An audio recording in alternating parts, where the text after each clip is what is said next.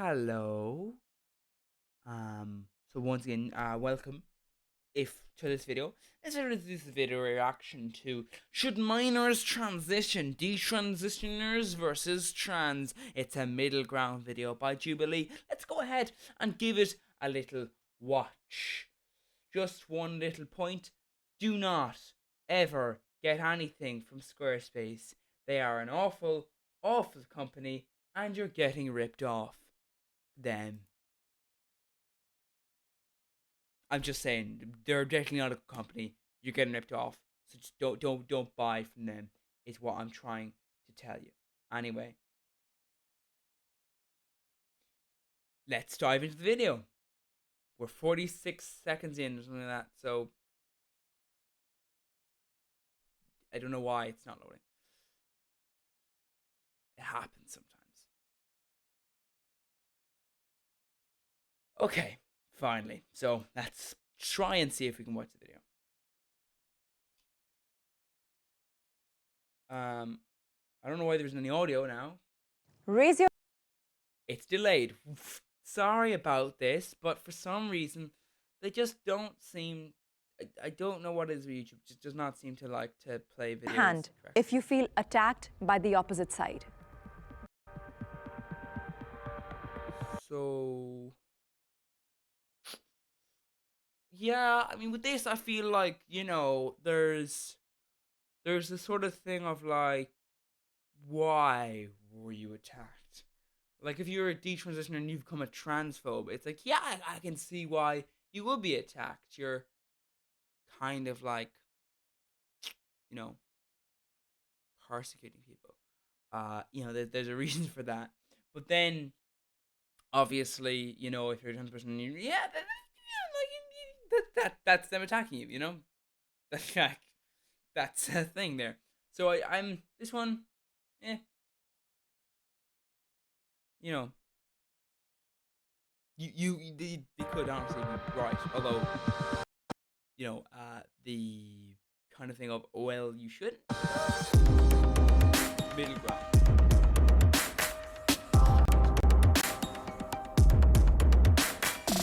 Step forward if you agree with the prompt. Uh, Gender-related treatment I think your one was just about to step forward for no for no reason. should be banned for minors. So gender related, I believe gender related treatment. Like you just mean in general, like surgery, because it's just a treatment here. So that could mean anything. Like for example, puberty blockers are given to kids who aren't even transitioning. They're just like they just need puberty blockers. And there's hormone therapy that's given to kids, not just if like just natural progression, because some people do have a lower high hormone count. So there's all those things that were like, well, if something is considered abnormal, even if you're not, transgender, does not mean that, uh, you know, treatment which is related to that. Like there's certain treatment which is done on people for medical reasons and not medical reasons, and then the same sort of treatment is done for people for just, unnecessary reasons. And it's like, yeah, obviously you can't just ban that treatment. Obviously, people who are getting it for non-medical reasons are, not necessarily. Can you make the argument? But like, this is just thing here. It's like, well, that's not, that.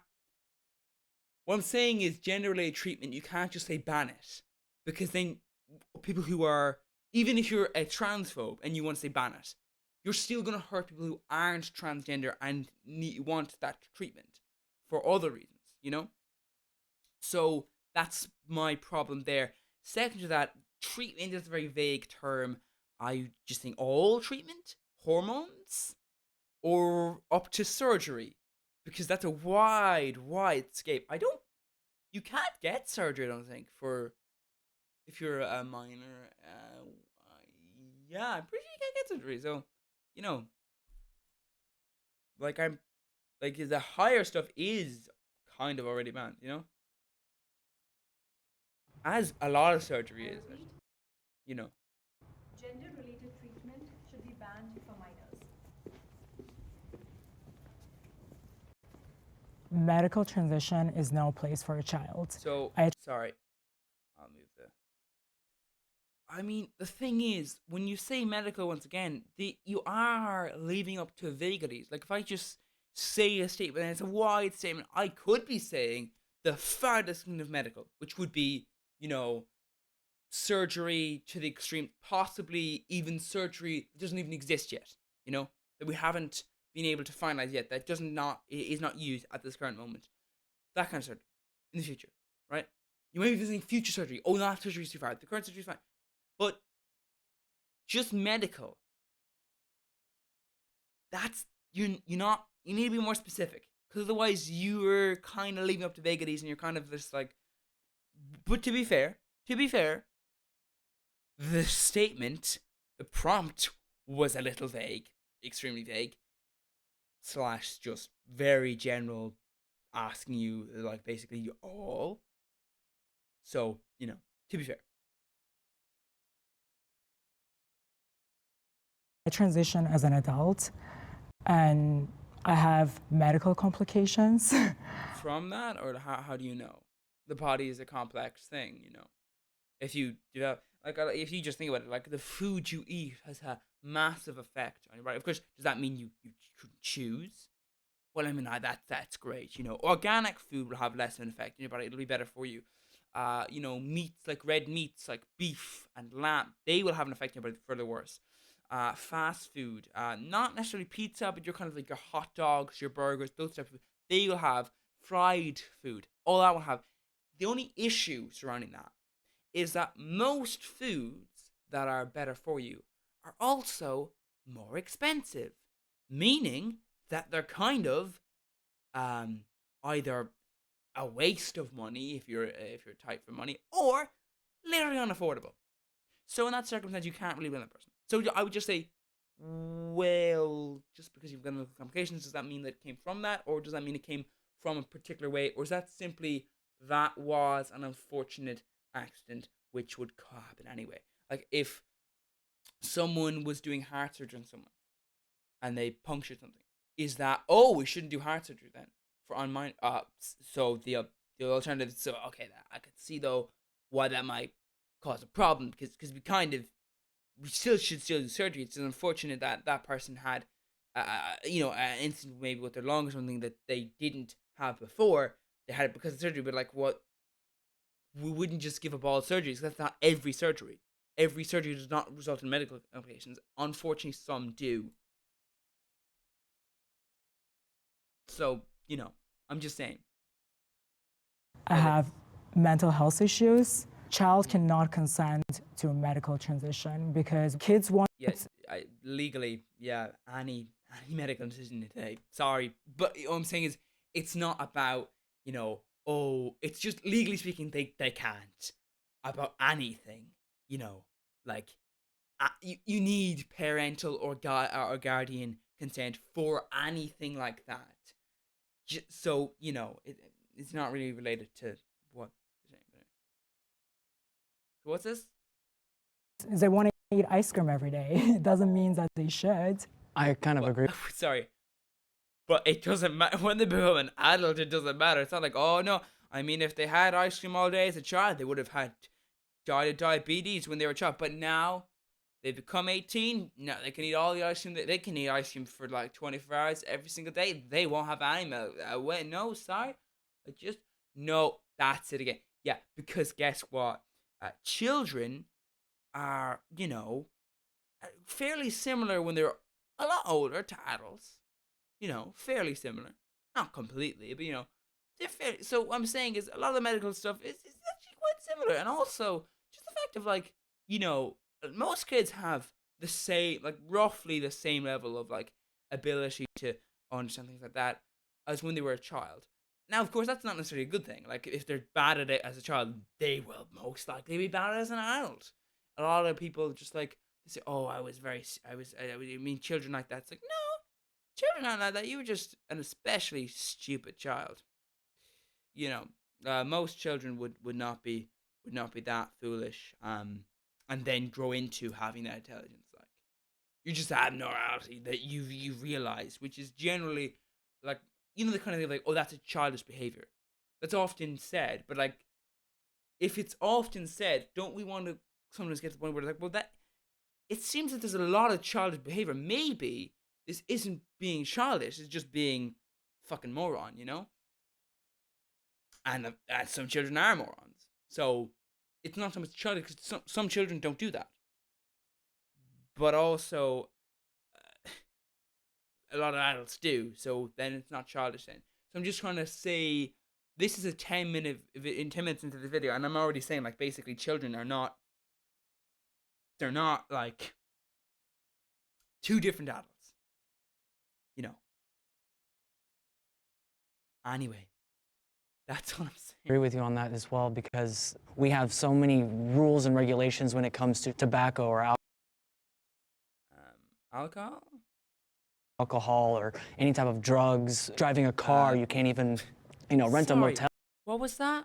What was that thing that happened in America? Oh, the opioid crisis. Because, oh yeah, and doctors are allowed to just accept bribes from pharmaceutical companies. So that was all basically kind of nonsense because tobacco hasn't been outlawed even though it literally like kills you in multiple different ways.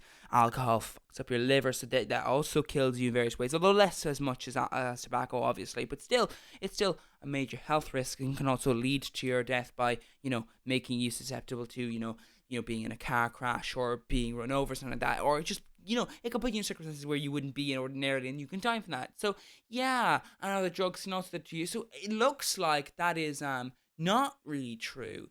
It's presented that way, but it's not really true, is it? Because we don't really have that many regulations. Tobacco, as I said, is not illegal, though it very much should be, because it is literally just an addictive substance that will slowly kill you.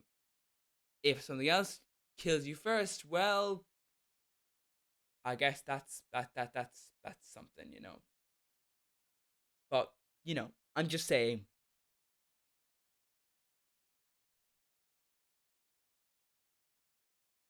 Until you're like 25.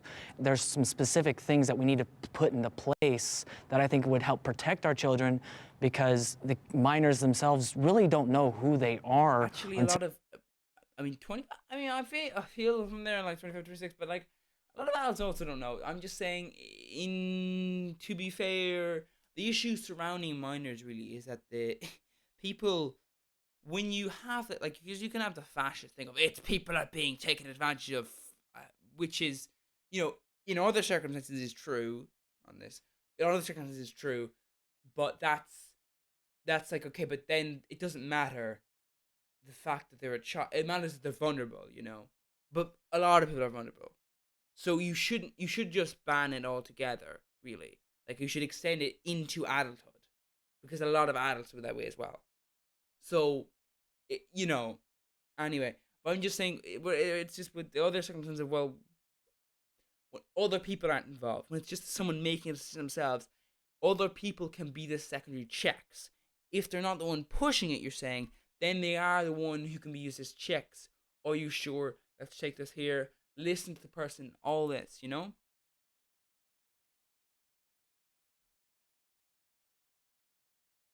Till they become 25, 26 years old, their minds aren't fully developed, and it kind of breaks my heart a little bit. So I did transition as a minor. I was a teenager who had a lot of mental health issues and had been sexually exploited and hated my body. And it ended with me kind of finding spaces where that was twisted into, no, you're just a boy in the wrong body. And Twist. Ooh, the rhetoric here.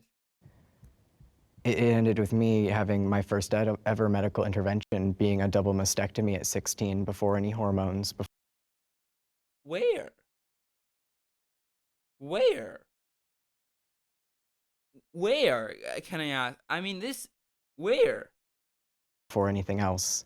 And because of transitioning at such a young age, in the past 6 months, I have watched my body fall apart and waste away in front of me. Well, that's becoming an adult for you. I have constant joint pain. I've I watched my mean, muscle. yeah. Sorry, but that is. I mean, no, that is just aging. I mean, that's just honestly like that could just be literally just aging. It happens. as stress increases, as just life sort of crumbles into, just an endless pile of you'll do the work and then you'll get paid and then you can continue to live.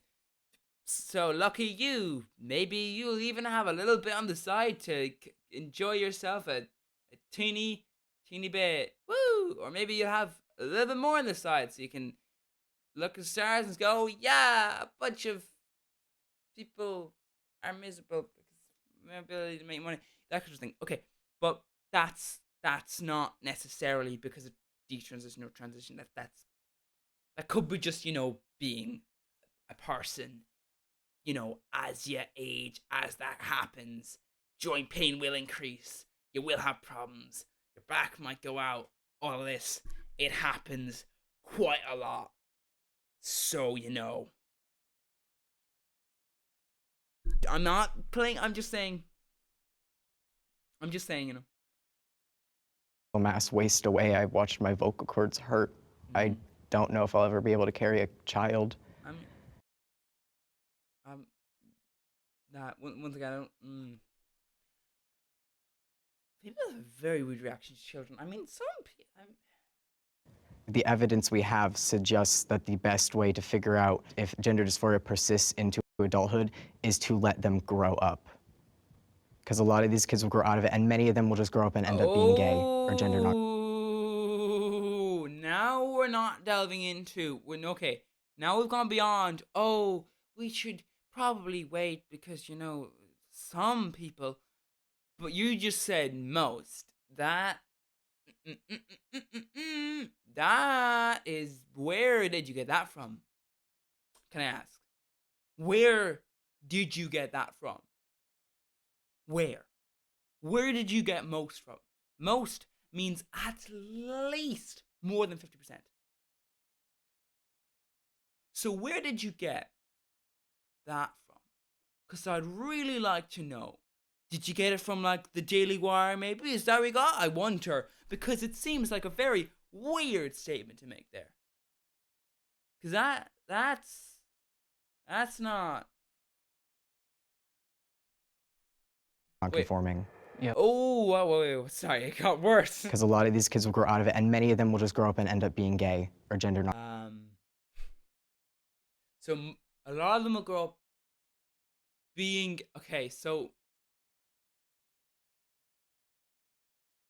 But that's not true, though. That's... I mean, the majority of transgender people are like they are gay.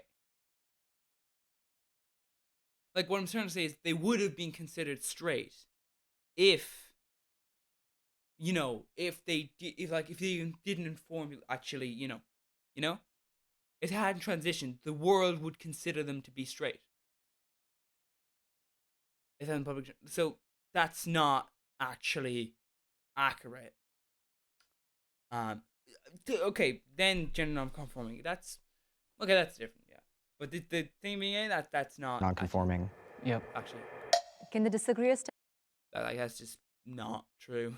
Objectively, it wouldn't make much sense anyway. Because being like gays, you know.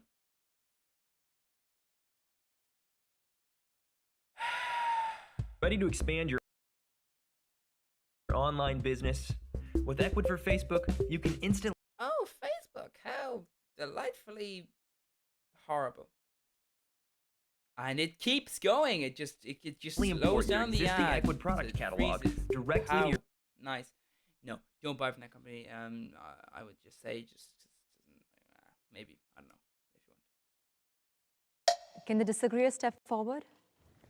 So what they were saying, a lot of what they're saying was... I mean, if we're going to be honest, every major medical organization supports gender-affirming care for trans youth. They say it's absolutely do. safe and it's life-saving. Yeah. And there are numerous studies that back that's the that thing, up. though, The like, study that if you're like, oh yeah, we should just wait for them to grow up. What if they don't because they die? Before they grow up, in quotes. Well, what happens then? Then you've just basically murdered a child there. So congratulations on murdering a child. You can join the ranks of the Romans, the English, and the Nazis. People who just murder children because of who they are. Yeah. Backs it up for puberty blockers is the Dutch protocol, and these same I have 10 scientists, studies that I can bring to you these right now. same scientists that brought that up have since rolled it back and said it was never supposed to be applied the way it has. The Okay. So some scientists said that, and then they rolled it back and says they want. American medical industry we all know is money hungry and has gone off the rails. Yeah, the American. Right, yeah. There's a little thing called other countries outside America. I know, Americans, it's amazing, but other countries exist too. You've invaded a few of them and murdered loads of their civilians. Yeah, remember them? Like Vietnam, Yemen? Yeah, there's other countries, even besides them. I know, imagine that. So these other countries, they don't have your weird fucking medical system where you have all the hospitals and you have all the abilities to give someone excellent care, but you just don't because they just don't have the money. So you're like, no, we won't do that. No, no, we have the ability, that we're just not going to because just like you don't have the money. So your insurance isn't good enough. So I guess you're gonna die because of your economic position. Wow, how did that person become rich? Let's ignore the fact that literally the only way to become rich is to take money from others, because that's how money works. So the reason you're poor is because those people are rich. So ignore that. But anyway, my point is this: guess what? Other countries exist, and they don't have your fucked up medical system. So just I do agree that there are definitely some doctors out there that may be taking advantage of trans people, and I'm sorry that you went through this. Truly, I really am sorry. But trans kids are valid, and it's not a decision that they're making. Right. It's healthcare. I want to speak to that real quick. Like, I came out 13 years ago when I was 14, and I knew not that I was trans, but that I was a boy. I had to go through a lengthy process of therapy and seeing an endocrinologist and go through different tests and exams to make sure that this was real to everyone else involved. Yeah. Transitioning and being trans was just a process I went through to become who I always knew I was. It wasn't a decision that I made. It was a life or death thing for me. And if I hadn't gotten on hormones and gotten surgery at 16, I don't know if I would be here. As a father, I have 4 kids, and also as a trans person, I think that knowing what it looked like for me as a child, and that experience of going through all of the turmoil and all of the trepidation around my gender identity, I would not put my children in that situation. And also, I don't think that surgeries should be allowed for minors. Like, when we look at the data and we look at the statistics and we look at the research, the vast majority of these surgeries are happening to adults. Yeah. They're not minors.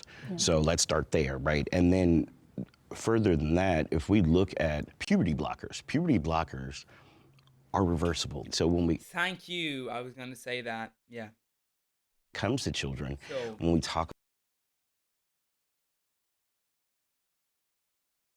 So the thing is, when you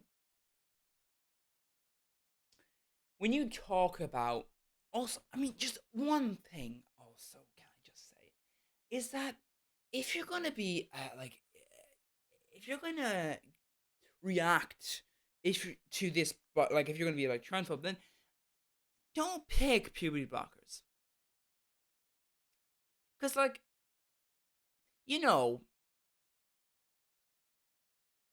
it's the equivalent of being like, oh, this test, we shouldn't do this test on minors because, it's perfectly safe. We should do this one that's really dangerous and could possibly kill them. Yeah, puberty blockers are reversible. So maybe like if you're going to be a transphobe and you're going to like go against like Medicare, then don't don't pick the thing that's reversible. Just like I mean, just a side thing anyway. About puberty blockers, that gives them a shot. Yeah. And it gives them autonomy over their bodies. It gives them a Yeah. space that they can explore their expression. They can explore who they are without surgeries, without all of these other things that could have permanent effects. My kids were maybe 8 and 10 when I started my transition. And so I talked to them in kid terms. I told my son, I said, look, you know, your mom, dad wants to be a dad because that's how I feel. And my kids being so young, they understood it. They were like, okay, we're with it, you know? Yeah. And so as they got older, I mean, I would say if they were, you know, eaters of certain media, they might not have been so open. But, you know, it is a thing where you do like have this thing of like a person who is a blank, so he doesn't have fascist rhetoric placed inside their minds. They're not necessarily going to have the same reaction, which is, you know, that's good to see. But I think this is the issue, which is how do you remove fascism from the world? It's very difficult. You know, some countries are lucky and they have only had fascism in their country for a few years, so it's relatively easy to remove. But other countries, they've had that kind of rhetoric for generations. And it means all the revered writers, all the revered institutions, it's deep rooted in there. And that's partially one of the issues. So I think that's one of the good things. But like when you look at things like that, for example, like England has a massive problem because history is so ingrained with that racist attitude that it's very hard for it to escape from it. And it's depressing to see it when they just don't even see it. So yeah, I think it is an issue though that, you know, when people do get older, they will experience, you know, the fascist rhetoric. I would bring them into my world and get them to understand the things that maybe I was going through, but now that they're adults, they understand differences in people, not just trans people, but people in general. So there is such thing as gender fluid. How Yes. do you know that this kid is not going to change their gender expression later on? We really actually don't have studies on children that are taken over long term, like over 10 years, 20 years. You've only been on testosterone 14 years. One of the oldest trans So 10 is then already covered in. man, Buck Angel, he almost died from testosterone. You're saying right now it saved your life, you may still die from it. You don't know. You're die still happy. Yeah, Exactly. you may die from being hit by a bus or a truck. Does that mean we should just ban all buses? Fuck public transport, lads, because you might kill someone. I mean, being in a car is more likely to kill you. But anyway, you know. So this is just the issue, though. Saying, well, yeah, but like, which would you prefer? You know, 15 years. Well, we'll say like 10 years of absolute hell and then death, or 10 years of hell followed by, you know, 30 years of like joy and then death. Which would you prefer to have in that scenario? I feel like the situation in which, you know, you just have just hell and then it's probably the worst one. Do you think? Oh, maybe not. I don't know. You know. Yeah. You'll an die adult, for you can make ideology, and that a lot of decision. people have died for an ideology. It's not an ideology. Yeah, it's not an ideology. Also, I mean, yeah, a lot of people have ideology because they've been murdered. Yeah, It more is. people So that are yeah. Like, I guess maybe then, yeah, maybe you will die from being trans because someone will kill you. That's a great argument for that. Yeah, it's like, yeah, you shouldn't be because someone will kill you for it because yeah, some Nazi will do a murder on you. Perfect argument. That's a good one there. That'll really work as I don't get that argument though. Like that's okay. Would you say that to someone who's gay? Like, yeah, don't because you know you could be murdered for that. So, I mean, people have died for an ideology. It's not really an ideology, though. Yeah, but you know what I mean. It's like that general sort of grouping of a thing. Okay, but still, though. Because an they're idea not that you were allowed born to in the wrong express body. themselves. Look at the suicide rate of transmasculine folks is at 55%. And one of the factors that could save their lives is support. Yeah. Right? And so if we have folks that are committing suicide because they're not allowed to transition, how do we fix that?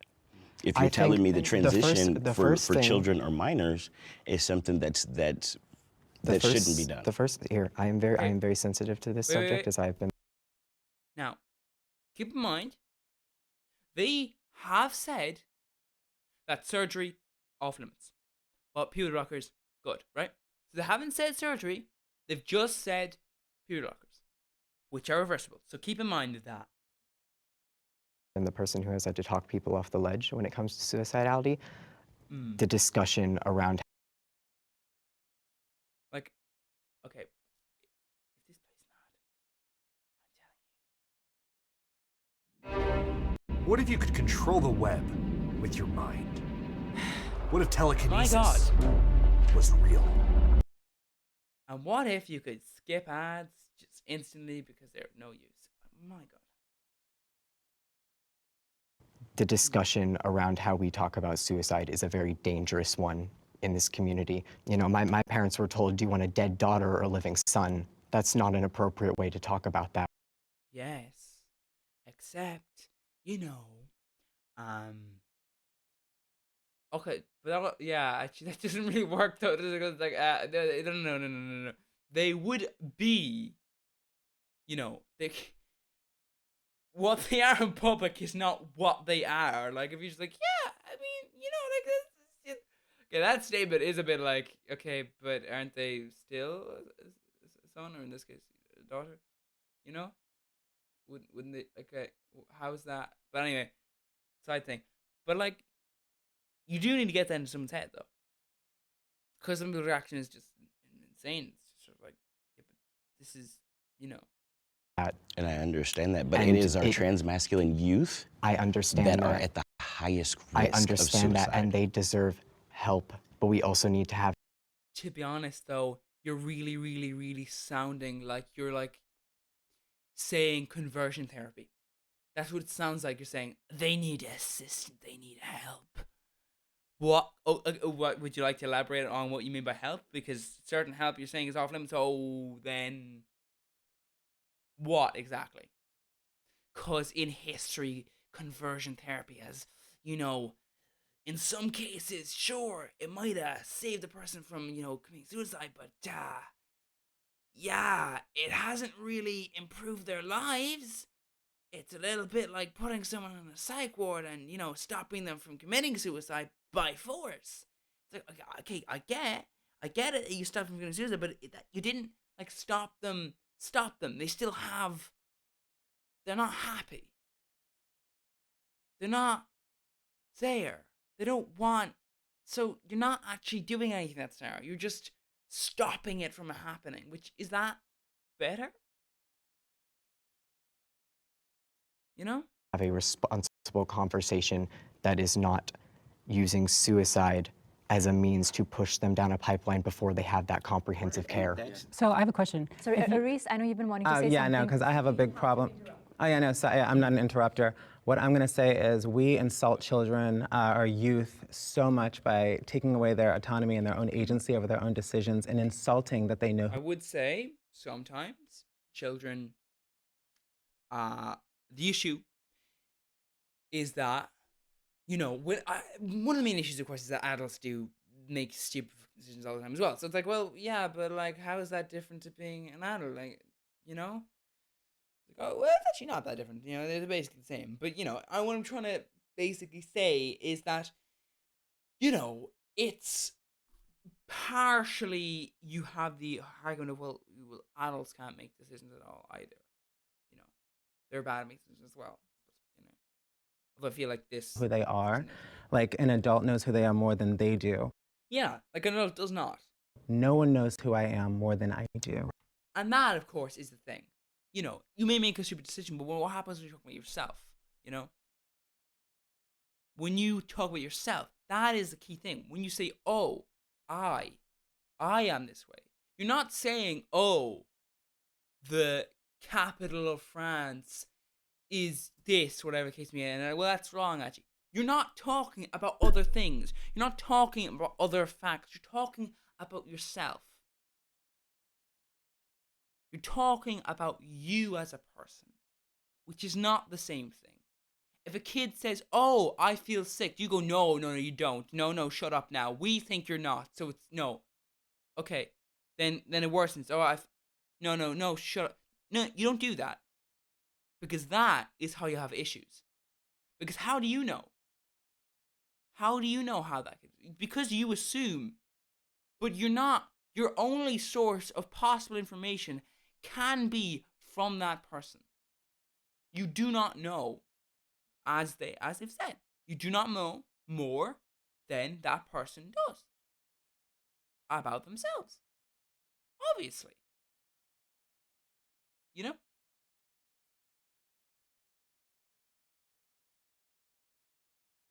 Right. And it's always been that way. I've always known who I was. I've never felt like I was in the wrong body. I just had to adjust my body. And so I think taking away kids' agency and the right to their own body is, it's anti-human. I have a question. Do you believe minors should be able to get tattoos or plastic surgery or consent to the list of other... Wait, plastic surgery is a little bit different to, you know, I mean, like, what plastic surgery? If they're involved in a car crash, should they not get plastic surgery then? What I'm saying is there's a major difference. Plastic surgery is used in many different cases. Sometimes purely to, you know, so-called beautify yourself. Of course, beauty is in the eyes of the current, you know, look. The current look is being going on for a long time in this case, but you know, I'm just saying, like, it hasn't changed in many years. But all I'm saying is it still is technically current look. But anyway, but it's also used for other cases. You know, so in what scenario? And obviously, what I'm like, you know, like, obviously, having like gender affirming care is not the same thing as getting plastic surgery to so-called beautify yourself. But you know, is it so? Would you compare those two? Because I think you shouldn't. Excited. I Hold on, let me understand they answer are this different question for things, you. but to what No, you level can't do even we... make that to what level do we give children bodily autonomy over everything they do? Because here's the thing, children need barriers in childhood development. You need barriers, and they need a safe... So do adults, though, you know. So do adults. So should we just ban tattoos overall? Because I mean, some people think tattoos are disgusting, and they say, like, when you age, the tattoo kind of like creases, and it means that even if the tattoo looked nice when you were like younger, as you age and your skin like sort of moves, it kind of makes the tattoo look bad. So, you know, in that circumstance, the person might be able, if you told that person, this is how the tattoo will look when you're 70, they might say, no, I won't have it then. But, like, you know, so what I'm saying is that person there is 30. Would they be allowed to have a tattoo? Because the point is, people are ignorant, but it has nothing oftentimes to do with their age. A lot of people don't really learn that much in their lives, you know. But guess what? Then your attitude should not be, well, let's wait until they're adults. Then your attitude must be, no, no, no, let's educate them. But apparently, your mode of education is not to offer someone, you know, more information about it. It's just to be like, no, you do this. That's not educating them, that's just telling them. Safe way to push against those barriers, and I worry with the current medical system that instead of giving them a safe way to express themselves and push against barriers, we have taken some of those barriers away. And that is why you see more detransitioners, because those barriers have been lifted. Yeah, they're not just doling out surgeries for I mean,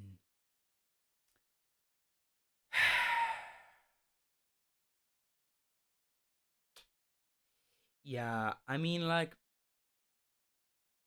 the thing is, though, imagine, if you will, that you say for years and years and years that the medical thing you have, let's say leprosy, right? So you refuse to treat someone with leprosy, right? And for years, people with leprosy are just left there. And then you begin to treat people with leprosy, but you have it. The point is, the more it grows, the more people will be like, okay, actually, yeah, I didn't have leprosy after all. I didn't need that. I was actually, no, that wasn't actually leprosy. It was something similar to it, right? So the point is, if you suppress a mass, then yeah, as that mass becomes less suppressed, it will. But do you understand the rate of happy transitioners? More happy transitioners are happening as well. So you're effectively saying, "Oh look, this number go. Ignore this one though, because here's the thing: there's more happy transitioners from the surgery, at least, you know. So you're ignoring that fact." And then also, it is one of these YouTube videos. children. That's not happening I had a anywhere. letter from a therapist in a single visit at the gender clinic office And before that I was had the abuse. first. Sorry.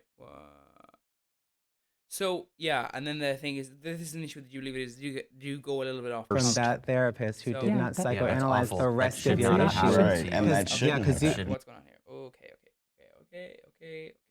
Why you see more detransitioners, because those barriers have been lifted. yeah, they're not just doling out surgeries for children. That's not happening I had a anywhere. letter from a therapist in a single visit at the gender clinic office And before that I was had abuse the from first. that therapist who did Yeah, not that- Yeah, that's psychoanalyze awful. the That rest of should your not issues. happen. Right, and that Yeah, shouldn't because have happened. your not issues happen weren't to you. being trans. There were a lot of Yeah. I mean, that they just didn't like follow the rules, though. other issues that you're I have a addressing right diagnosis now. of gender dysphoria as And well. you shouldn't. You were misdiagnosed. No, I have one. Right. Yeah, you had to get a second opinion, honey. Right. And how was Can I, I- sup- how was I supposed to do that when my parents were told That's that? Here's the thing, though. The majority of people are forced to get a second opinion. They can't go that way. So whatever happened there, is not what was, like legally supposed to happen. Like, just not. That's not how it happens for the average person, or like just. I That's would your kill fault. myself. But your Yeah, that's not your parents, fault. your Yeah. parents, Their biggest crime in all this was trusting a medical system that they thought would help me. And the profession- No. You cannot medical person, such persons, because the medical system says that's not okay. That's not okay. So the medical system is responsible, yes, for that person or those persons being in that position of authority, yes, but it is not quite the same thing as the medical system, actually saying that. The medical system is not saying that. The medical system is allowing people to say that. Professionals apparently not doing the right thing I here. understand, Sure. but your Yeah, parents were absolutely responsible for the decisions that were made on your behalf. I don't like that. I think that what this really highlights is the importance of you sharing your story, because what it shows is that you can't jump into these transitions, and you Yeah. shouldn't listen to these doctors that push you to transition just Nobody because you're feeling a should. certain way. Social media brainwashes teens to believe that they're trans. Okay. Oh yeah, definitely. I mean, all the social media is just I mean, it's really just like, it's always about, that. I mean, you don't ever see on social media all the acts of violence or abuse. Except, wait, no, you do though. You do see that, like, you just do see that. Like, on social media, you will see bordering on fascist rhetoric towards trans because of ignorance and because deliberate stuff. Like, I've got comments before. It's like, it's not a science. It's like, but it is, though. You are incorrect. You know? But it's kind of a fact. Like, you're wrong. But that person is saying that. So if you're someone that's on that social media, definitely brain. I mean, it's not like that. No, that's not accurate. But anyway, maybe that's different social media app you're using that it's like that. Because as far as I can tell, no. I have to agree on that one. Like, there's this thing about it. Right. Like, yeah, there's this Brainwashes is very interesting because, and you're also saying social media in general, not certain. So, I would disagree because I would say social media is more so a breeding ground for transphobia and a breeding ground for, people saying transphobic sentiments and all that sort of stuff. So I would say no because it's more like people who are seeking out stuff will find things that affirm who they may be, you know. But if you just look at social media overall, no, it's got more transphobia than transpositive stuff. So I would say no, because if play that they have. I don't think that it necessarily Yeah. brainwashes children, but I think there are a lot of people who get into being queer or trans because it's trendy, and I know that's a really controversial the real statement to make. common trend of thing that like okay, teens. Okay, so as a teen, I saw one, two,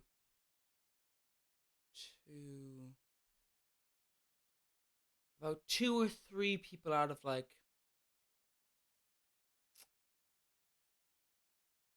300 maybe openly. So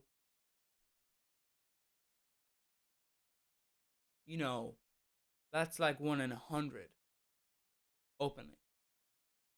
So maybe behind the doors, but like something was trendy, you wouldn't like. I didn't. Not so much. I didn't see people being like, "Yeah, I always do the trend." Just not in public though. No, it doesn't even more like a. I mean, maybe in America, but like as far as I can tell, the trend has not made its way to my country because, nah, when I was school, didn't really see that that trend, to be honest. It wasn't really there. The trend of calling people, the F, gay slur was there. That was a nice trend there. Using gays as an insult. That was a very common trend. Oh yeah, so that was very common trend. They were using it like every single week, basically. Yeah, yeah. So, yeah. I mean that was the main trend I could see when it came to related to being queer and being trans. So yeah, maybe you got the thing mixed up. Like no, somebody brainwashes teens to be transphobic. Maybe does that because that's the main trend I saw. To be honest, you know, rhetoric being used. So but maybe not. Make as a trans person, but I have seen it, I have experienced it, and I also find that social media, especially apps like TikTok, give a lot of these kids. For information, TikTok is run, by a Chinese company and the Chinese government has been accused of, using it for propaganda and, spying. So, this is the country that, like is homophobic in the extreme, like even more than in some cases America, and is transphobic. So I don't really see how, if you're gonna pick TikTok, I feel like that one is a bad example because that one is objectively either that's just you or because TikTok is very user oriented very user oriented, or that's nonsense, because I can tell you this much: TikTok is certainly not pro being queer or being trans. Unless maybe they're secretly, but they have to pretend to the Chinese government. But, It's you know. so much misinformation Yeah. Yes. and lead to people thinking they're trans when there are much deeper issues. And Yeah, but maybe you wouldn't want to pick TikTok because that's probably just people who are around you, which is a And mix of everyone people just who are trans, or friends of trans people, or people who are transphobic, and who are then sharing it, and then that's shared with you. But, you know, so that's the issue. Because the way TikTok works, that's not TikTok pushing that to young people. It's pushing that towards people with a mix of, oh, this will make you happy, we think, and this will make you really angry, but also happy because you can do all these things. You know, this will get a reaction out of you. Similar to the Facebook model, you know? TikTok is like the Facebook model with video into the extreme, just very user generated. It's not user generated, very user oriented, like very kind of precise. They collect a lot of information about you. Is what I'm saying. So, you know, wants to belong and find an identity, especially when they're young. You know? I think brainwash is such a strong yeah, that's a word to very use aggressive there word. I when would it's not. That's why I hesitated to step. brainwash kind of implies somewhat intentionally. So what I mean is, it would mean not necessarily the person posting the, you know, Instagram or TikTok thing or anything like that, but the person who is, you know, like running the company behind it. You're saying they're brainwashing teens. You're saying that company is, which is, I feel like, somewhat funny in a way. Like, yeah, definitely the company's known for being transphobic. You know, those ones. Yeah, I'm sure. You know, that might just be what one might call, and this is my issue behind it, which is people want money, which obviously means that they can pander to both sides. And that's why Forward, I yeah. would step in and actually say it's more so of like a social contagion. It's just, yeah, Jeez, yeah. my God almighty, buddy. Oh my, that came out of like... my God. And that's why I yeah. would step in and actually say it's more so of like a social contagion. Oh my God. Yeah, as I've said, it doesn't, you know, it doesn't, wouldn't, I would not. It's just, yeah, yeah. What got me to transition in the first place was social media. It had a grasp on me that there could be something else out in the world for me during that discovery. And Yeah, but see, the average person does not see transgender social media content, generally speaking, unless it is platformed, you know, by one of two groups, either who are positive about it or people who are very much not. So do you know what that is? That social media app or website psychoanalyzing. That's what they're doing. You know? Or, you know, seeing what you will react badly to. And then, you know. So, I'm just saying, you know. I played it to the fullest, 100%. I even passed as a female for a good, you know, what was it, 6 years out of the 7 that I was transitioned. And later down the road, I went and paid out of pocket and talked to just a regular therapist, and she made me start questioning my own existence in a way, what I can do as a human being, not just as, you know, a male or a female, but what can I contribute to the society? And it made So what are you saying? me open up to maybe I was born as a male, and it feels empowering to me. Okay, don't say it like that, because that makes it sound like a male supremacist. Just saying. So don't say it like that. Yeah, I mean, I was It heavy. feels empowering to me. Like, okay, that don't maybe better phrase that. Just anyway. There's something about ads in there that just really, really, really annoys you. Yeah, I mean, I was heavy on social media. Okay. Like in my transition, Tumblr, that was the place to be Tumblr. for sure. And everyone was talking about their transition from my experience, and everyone was talking about a lot of mental health issues, depression, and all of that. And it was kind of being trendy in that sense. Like when TikTok Okay. Okay. So now we're getting through to it. It's trendy in the spaces you're talking about. Oh, I understand now. This is the thing. This is the problem with saying it's trendy. It's similar to the YouTube style thing of, this sort of thing of like, oh yeah. I mean, like, but that's not that's actually not how. That's not what people think. But you just with your rich friends, actually. So what I'm trying to basically say is when I hear YouTubers be like, "Oh, my YouTuber friends," you're like, okay, so who are they? Oh, they're those people, right? You, you call them your friends? Yeah, well, that's interesting, very interesting. So my point is basically that's not trendy. You're just in what this is gonna sound bad. What some people would consider like an echo chamber in a way. That sounds that doesn't sound okay. No, what I'm trying to basically say is that's not trendy.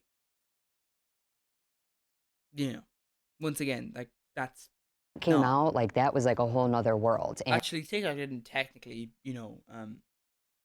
get released. It bought an app and was just like, this is TikTok now.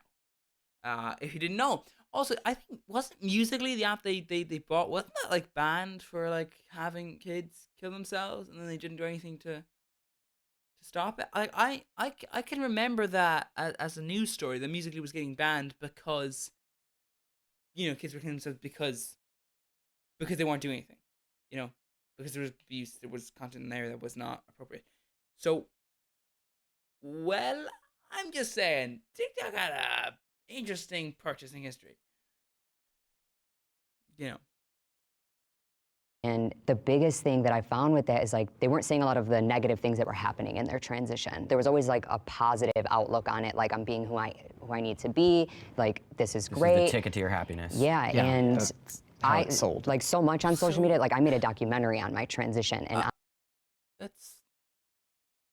I really went into depth of like a lot of my depression that I dealt with on that, and I didn't find anyone talking about that. I personally didn't think I was trans till I saw earlier trans YouTubers. Before I was just gender bending man. And for sure, I also feel like comparing yourself on social media to other people that are more beautiful and successful will create dysphoria of some kind. And some people, it will affect your self-image for sure. Because we see all those beautiful trans women that are all dolled up or had every possible plastic surgery they could ever get, you're gonna feel dysphoria. You're gonna be like, I don't look like that. And that's it. Right. I mean, right. Okay. In general, though, you know what I mean? Whether you're cis or trans, everyone so social media has dealing such with a that for sure. it has such a bad impact on mental health. I wanted to be that much. Yeah. I mean, of course it has. You should not be watching this video. Like, it's, well, maybe you should, I don't know. What I'm trying to say is, like, because to me, it is terrible for you. Like, just in general, it's like... Muscular dude, and I wanted to do 100%. that, so No, yeah. It is such a bad, like, well-documented bad impact on people's like sense of self and mental health, and so. But I also and really also just pacifying them. Just keep working away until you die. Just keep working away. Maybe you should do something about no. Okay, you don't do anything about the climate. Okay, yeah, you okay. You're gonna be a climate activist. Okay, so yeah, you're gonna. Oh, okay. So you're gonna continue buying from those companies? yeah, I guess you can't not buy from them. Oh, you give a little bit of your spare money to this person. Go out there. Yeah, no, okay, that's not gonna get solved, is it? We're just looking at a situation where rich people have immortality, theoretically speaking. That's literally the aim of some rich people, to get Really quickly, immortality. just want to say, like, I don't want people to think that, like, social media is turning Yeah. people trans. Yeah, we agree with that. All right, Yeah, can the because it's also platforming some very, very, very, very, very. disagree step forward? Yeah, okay, so my thoughts on social media and everyone suddenly looking or being trans. I think whoever is leaning towards that or looking towards being trans for answers was always someone that felt that way or felt some. Thank you. See, this is, she gets it, like, she gets it, you know? That's the thing. That's the thing. She's right. She's just right. Like, that's objectively.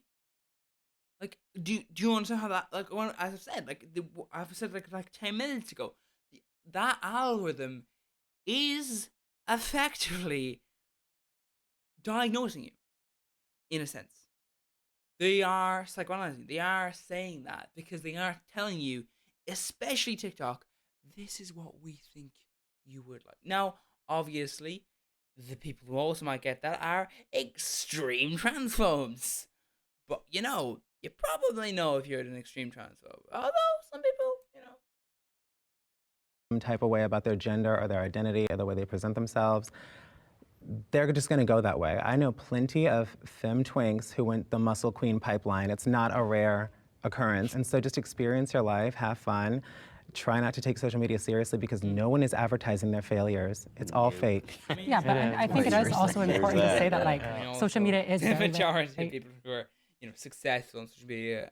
Although I think other social media accounts are a bit different like that. But with content like YouTube and stuff like that, where you generally see the most popular people. Generally, obviously, if you're watching this video, you haven't. But especially if you've got to this point, But what I'm trying to say is, generally speaking, you do see the most popular people, and they are generally, actually, no, majority of the time, the worst people on the planet.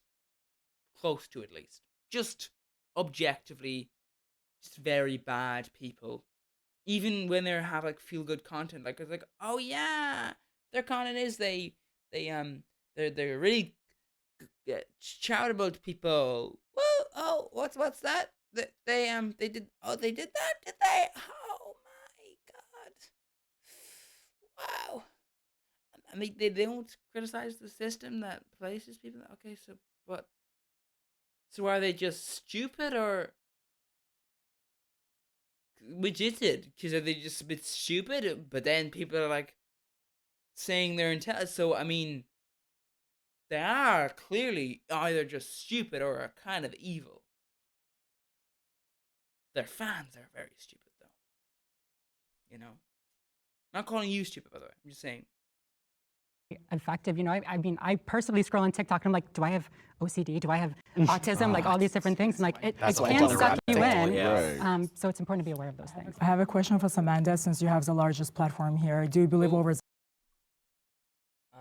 Sorry, just one little second. So I'm just gonna make it like full screen so you can see. So, about 670,000 subscribers. Most popular video is. I'm sorry, the most recent video is How I Knew. Okay, yeah, I mean. Okay, I kind of just said that they were a bad person, but anyway. I mean, well, maybe 600. I mean, no, 600,000 is a lot. Like, it's a lot. So, yeah. Yeah, so I guess I kind of just insulted them by saying that most, like, popular people are objectively bad people, like, they're just sort of, just bad. Like, they just have a badness in them. It's kind of, a mix of like keeping the status quo and then just full on propaganda. Anyway, let's just get back to the video. But yeah. The years you've inspired people to transition? Yeah, I do.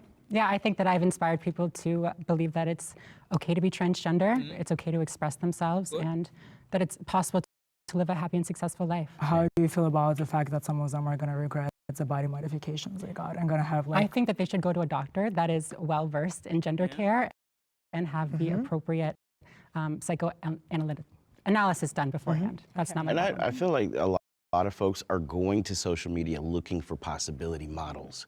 They're looking to see if they're okay. I know for me, when I was very young, looking to see if there were other people like me, because for a long time I thought that I was The only one. Exactly. I thought I was right.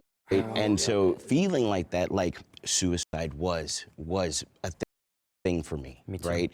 And so when I did see a possibility model, when I did see somebody that looked like me, that put me in a space where I was like, I'm okay. Yeah. Sigh of relief. Right. I will say there's also a difference from like showing people that you can have a positive life and then telling them what to do.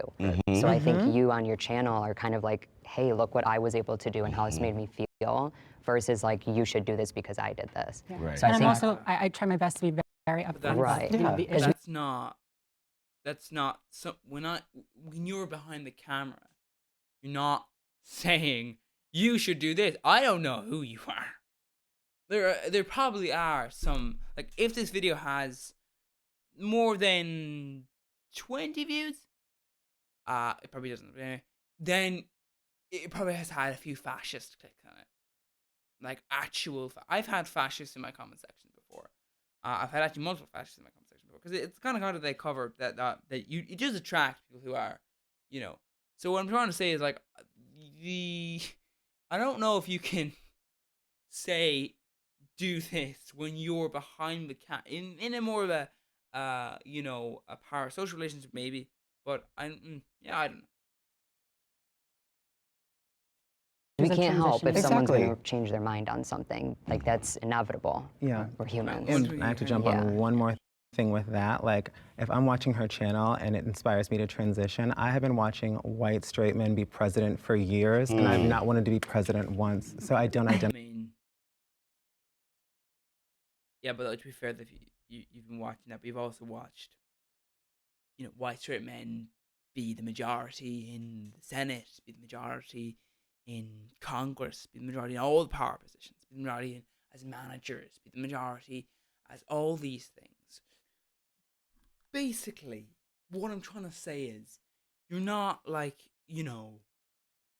going to get anywhere with that. So, I'm sure if she was president, she probably would be a bit more open to, transgender people and all that. So, there will be some policies. I don't know that there are policies, but like, I'm trying to say is, unless your politics is the same, why would you want to be? I mean, also because it's kind of like Republicans and Democrats are basically you have to choose between almost fascist and slight right wing. Yay, that really leaves such an option open for you. What I'm trying to say is there's not much you can do for center left to left content, sort of when it comes to bills, like the actual pass. All I'm saying is you can be one of those left wingers who are like, yeah, I'll join the Democrats and have a bunch of bills that'll just fail because the Democrats aren't even to support them, Identify with that. We're going to talk about brainwashing. Let's talk about where we see things every single day happening a certain way versus someone just living their life authentically. Yeah. People with gender dysphoria need therapy, not surgery. Now, the issue with this is that I believe it was this person here was basically kind of hinting at conversion therapy, which is, it's a kind of therapy. It doesn't fucking work, but, I guess, in a way, conversion therapy is like, it fulfills the aim of the person doing the conversion therapy. You most likely won't act on who you are. That's not great though, is it? It's like, yeah, just suppress that. Yeah. Yeah, no. So, the dangerous saying the therapy. Yeah, I'm gonna have to agree with that one. I don't. I've been convinced. We all agree. I think It's potentially both, though. Yes. I think Yeah. everyone with gender dysphoria needs to go through a therapeutic process Yeah. and mental health care Yeah. before they make that choice for themselves. Exactly. I personally confused a lot of my gender dysphoria for body dysmorphia because no matter how much I feminize my body, till today I still don't feel comfortable in my own body. And now, like looking among like members of trans community, I see that people keep on getting more and more surgeries. The surgeries are no longer affirming. You can just tell that this person is like struggling with body images. I was able to get on estrogen pretty quickly when I was 22, and my mental health declined afterwards. And I attribute. I would say 22 would be the age your mental health would begin to go down. Especially for someone who was doing well in school, um, didn't have any troubles, wasn't being bullied or anything that severely at least, or at least if they did, they had like an outlet or something, and future looked not necessarily bright, but it looked okay. And then when you reach the age when you see society and life is shown to be that way, continuous. But I so 22 would be the age you would begin to become depressed. Related to being still in the wrong body, needing more body modification, end up getting sex reassignment surgery. I do believe that transition was sold to me as a hardware fix for my mental issues that were not addressed. I still Yes, but struggle with internalized homophobia that pushed me into transition in the first place. I struggle with borderline personality disorder, body dysmorphia. I'm on a spectrum.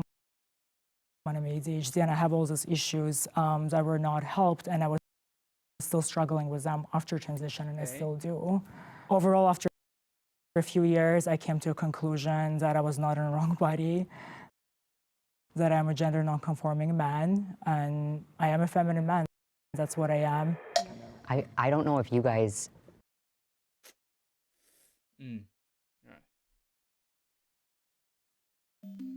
My name is Christine.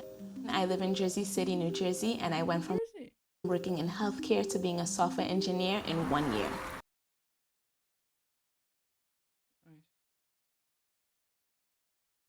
Jersey. I don't know if you guys have heard, but I've had a lot of binary trans people say that it's not a mental health issue. Like, if you're trans, and I know I don't agree with that. Like, I think there's a disconnect between the mind and the body. I guess I'm asking that. Like, do you think that it's a mental health disorder? And I it don't needs think to have being therapy? transgender is a bit of a a mental health disorder. I think, gender incongruence is what they're referring to it as now. It's listed as a sexual health concern, but the gender dysphoria, which is the symptom that arises when you are transgender, is a mental health concern. So maybe I'm thinking of like, that's what I'm trying to say.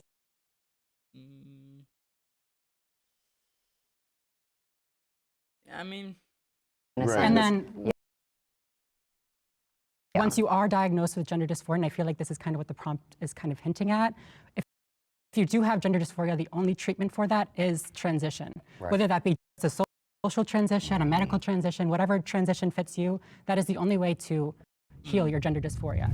When I transitioned, the first thing my mom said to me was, "Can't you just be gay?" Jesus, my it God. hurt. Well, that's certainly something, isn't it? Wow. I guess it's at least not homophobic, but well, they probably still are. But like, wow, that's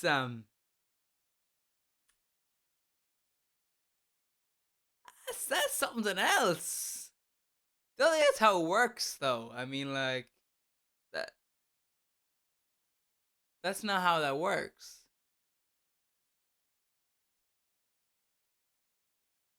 You know? Like, they like this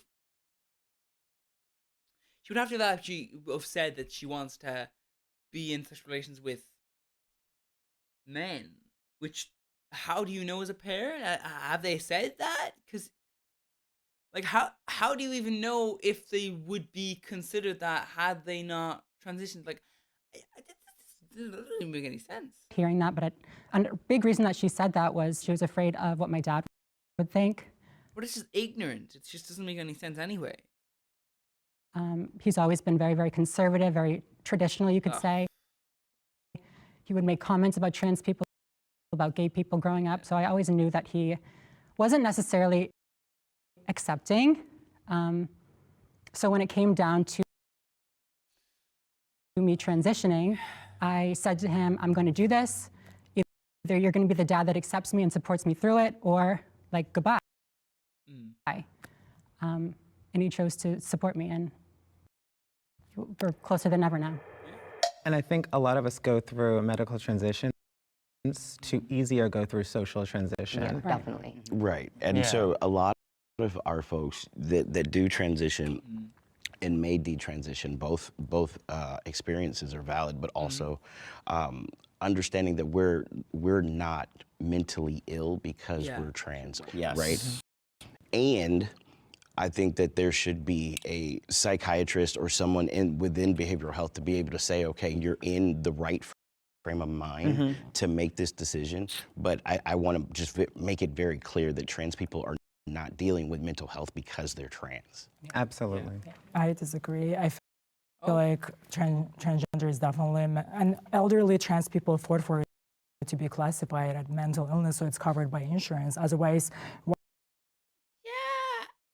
think that once again is a product of specifically your America, fucked up medical system.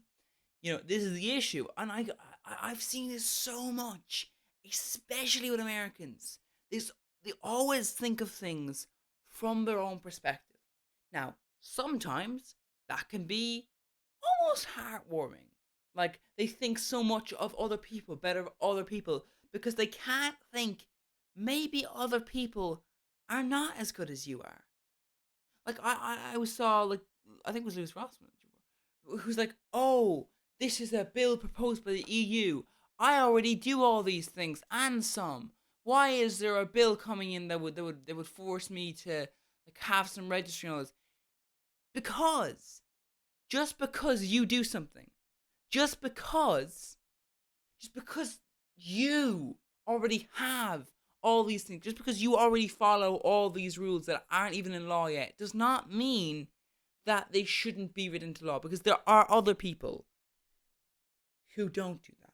So there are other people who, you know, they don't have to put down, they don't want to call it that, and have to put it down as to have insurance, because they don't need insurance for medication, because guess what? Their medication is free, because guess what?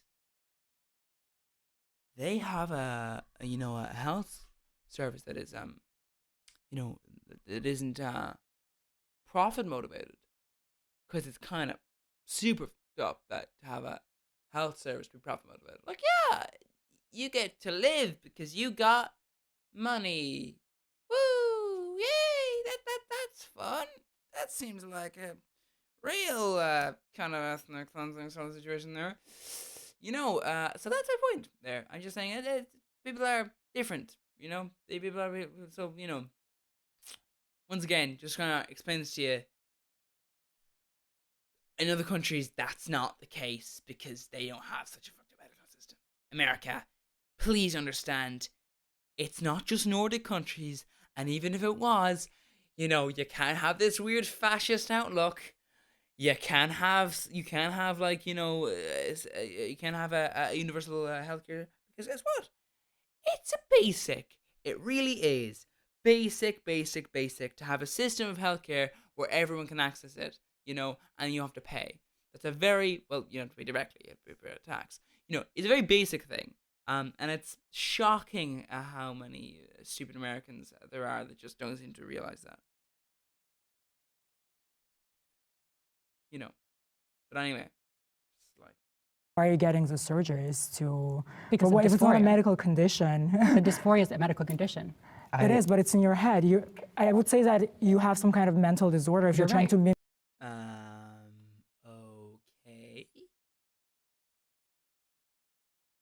Okay. So if you've got a bad memory, is that a mental disorder? Is that a mental condition?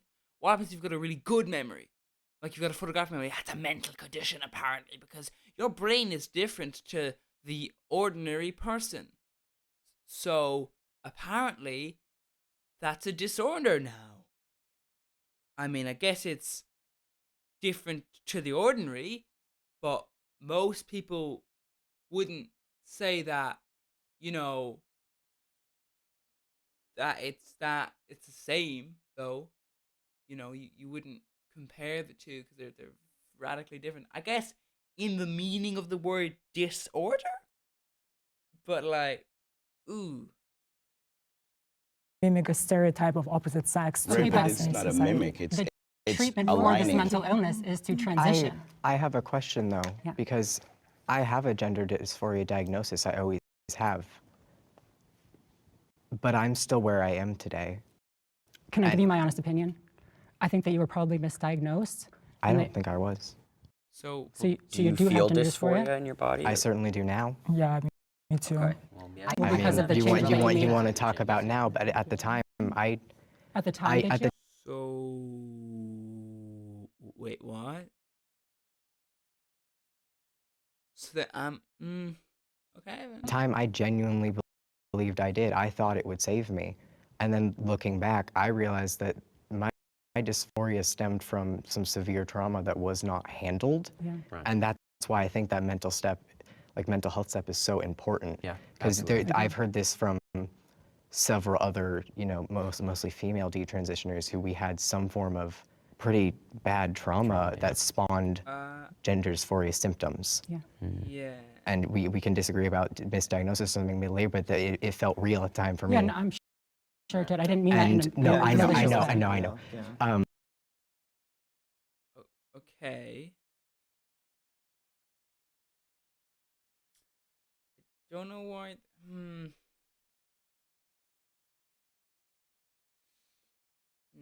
Okay. And it's one of those things where that's where the mental health treatment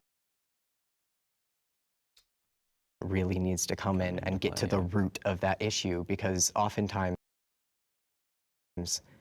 specifically with the detransitioners I've talked to, that was ignored. I came out to my parents in a mental health facility after telling the therapist that I thought I was transgender. And she told me we had to tell your parents so that way you can get the help you need. It led to me seeing a gender therapist who, honestly, the issues I was facing were never addressed. To this day, no one. Kind of just a bad therapist, though. Like that's objectively a bad man. Like there are people in my country related to different healthcare people, and this is always the case.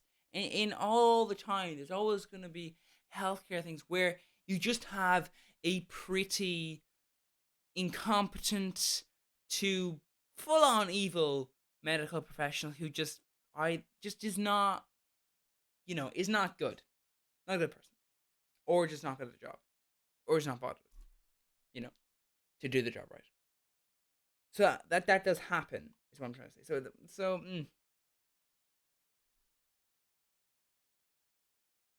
like that's ever addressed the fact that I had severe trauma and exploitation going on as a young teenager. Instead, I was kind of just affirmed in, you believe this, and instead of even just a little pushback, it led me to the point where the very first medical intervention I ever had was a double mastectomy at 16. A few months after that. That is not, first of all, that I don't know where that was. Like honestly, where? Because age-wise, I honestly don't know where. Where? Because it feels to me like that. Where though? Because literally, that's not done at 16. It's just not, So I think there's some serious that predicament is that seems like an extreme because something that's like forged documents level of like what's going on there. That's a series of just people who ooh yeah that feels ooh that's not how that works. I started testosterone because it was the next step of what I was supposed to do. No, actually no. God intended for there to be. We'll get to this. No, actually, it's not the next step. It's actually the step beforehand. That's the point.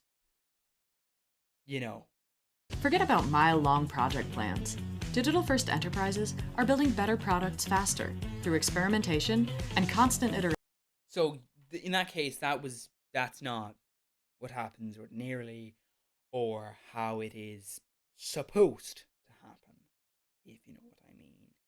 God intended for there to be only two Okay, genders. assuming that there is a God who bothers to, care about the minute details of human existence, and that there is a single God, and that they, like, why would they care exactly?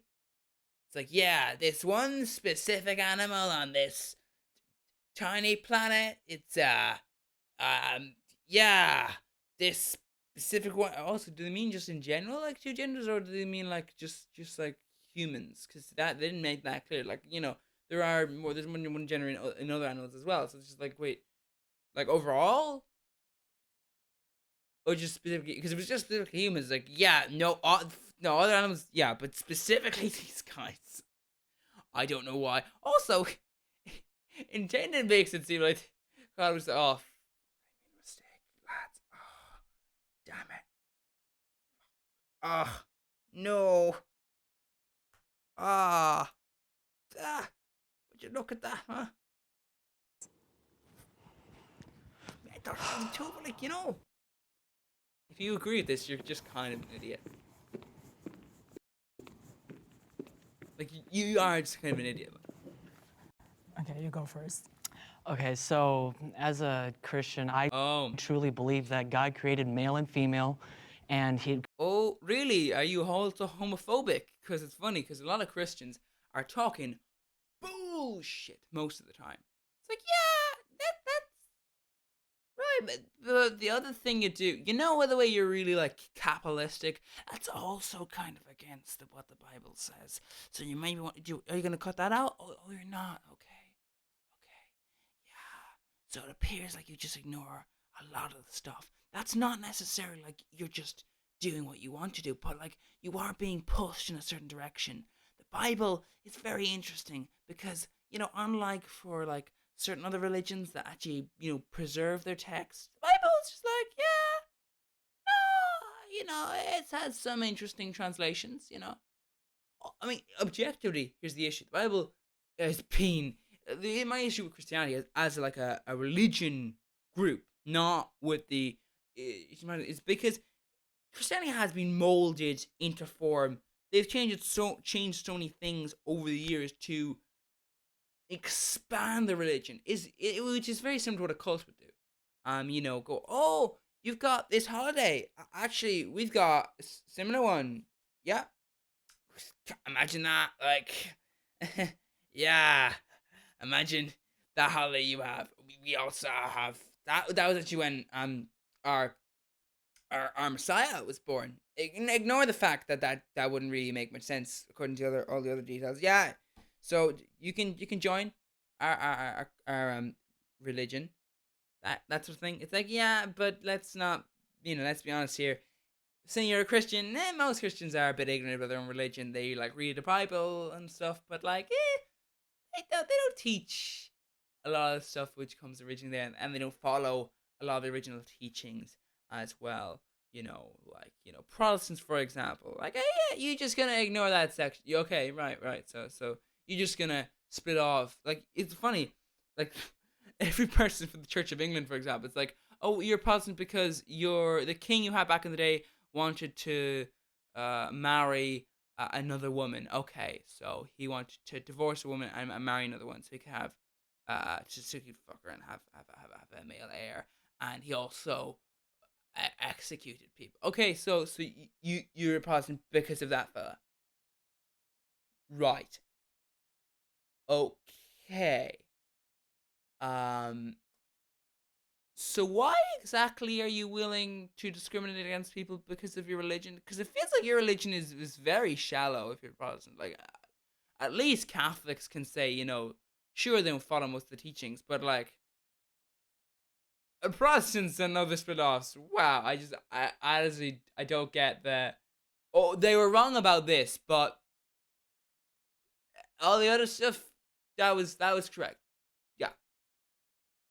Could they be wrong about? No, no, no, no, no. We found all the stuff they were wrong about, and that's it. Indeed. So I wonder which group is he part of? Created that throughout life, throughout the nation, throughout the Okay, wild well, that's objectively bullshit. Like, life, throughout Earth itself. no, like even if you think that's clearly bullshit. And then the arguments come up into the ocean sides of, well, there's these asexual creatures and stuff like that. Well, they were designed that way for a reason, and we humans were not designed. Okay. Oh, I get it. So he is making the argument of, no, it's specifically humans. Specifically human. Yeah. Yeah. On this one planet, we have a subspecies, this single race of this animal. Yeah.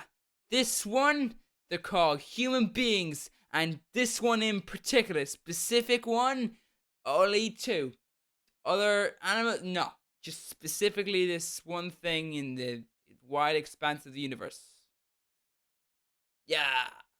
Because that's how much, I mean, maybe that attention to detail is immense. And I have to, I guess a god would have that level of attention to detail. But if I was a god, I'm just going to make this clear. I do not think I'm a god, just to make that clear. Some YouTubers do. I do not. So, I'm a YouTuber. I don't think. Basically what I'm trying to say is like, what is this? What is this like? What is this? We were designed to procreate. Okay. So this is just woo, no, buddy. You can fuck off, okay? You can actually fuck off because you are specifically this person, not a nice person. I do not like this person now. This kind of talk. What is that? What the is that? What is that? It's like, yeah, like bacteria. You do realize that's what people are comparing you to, like a little virus. That's what humans are for this fucking planet. The more they grow, the more they fuck the planet over. It seems like, maybe you were right. Human beings might be designed to procreate because it is a death sentence for this planet. Maybe God is like, yeah, you know what, Earth? I'm going to kill you. I'm going to just kill all life on you. But how do you think I'm going to do it? Not by asteroids or anything like that. Not by any... No. This creature here. Human beings. They're going to fucking kill you. Every single living thing. Well, almost every single thing. Well, some things will survive, but no, a lot of stuff is going to die. Wow, this is going to be fucking deadly. And be able to bring life back to the earth because we live and we die, we live and we die. It's a rotation of process. This is certainly something of life in itself, and it's its own journey. So I truly do believe. I mean, I think this was like, what is he talking? There is male and there is female, but I can respect people's choices. However, that's where I stand on it. Well, I'm not Christian. So what he's just gone there is also the homophobic route. I think it's also going the homophobic route. Like, this is what was intended, but also, you know what? I let you. You know what? Got my into this before you, but it's fine, lad. You can do that. I guess it's fine. What would you say to people who just don't want to have kids or can't have kids? Like, if I was to tell you, oh, like, I'm not like that. I'm just so would you say that person is bad? Because that person is not, you know. Also, what if this person is? See, this is the thing with these kind of people. It's just like there's so many different issues with discrimination that is like one of the reasons why certain societies were so successful in discrimination is because they discriminated so against so many people. That it meant that they could just like suppress or literally just discriminate against you. So that meant that they were able to have this powerful thing of like, no, that too, that as well is not okay. Like if you have that policy, if you discriminate against both trans people and gay people, it means that you can go, okay, no, but that trans person is gay, or that trans person is straight. But the point is, it doesn't matter either way you say it because they're gone. Both those people are gone. That person's gone. That person's gone. That person's gone. That person's gone. And all those circumstances mean all those things result in this statement being hopefully something good. But I do believe there's only two biological sexes, and somehow that's how it's been designed, whether it's by higher power or by evolution. I do believe gender expression has been on a spectrum for centuries. So we do have references. The thing is, how exactly would that work evolution-wise? I'm pretty sure the only way that would work evolution-wise is genocide. To people who've been cross-dressing, we have references to eunuchs. And as somebody who went through transition and detransition, when I started taking testosterone, it's almost like reminded me of my original blueprint. And I feel like I went against my original blueprint and I did a lot of damage to it, and I just cannot go back to who I was, because without my testicles, I'm just... I don't like to, but like, as you age, your body will change just naturally. Doesn't matter if you transition or just generally even if you go through absolutely no surgeries, no hormones, nothing, your body will change and you will change. In most cases, that's this is so it's the road of life, Eventually, if nothing else kills you, you'll lose access to your limbs. Then things like your eyesight will fail. Slowly but surely, your body begins to shut things down. It's way forward, really. But who knows? Maybe something else will get you. Oh my. Too far gone in my transition. So that's where I'm at. Can the disagree step forward?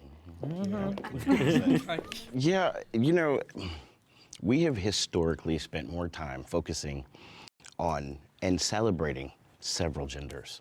There are several different cultures throughout the world that celebrate the different genders, and to negate the fact that they exist and to negate their validity is just wrong.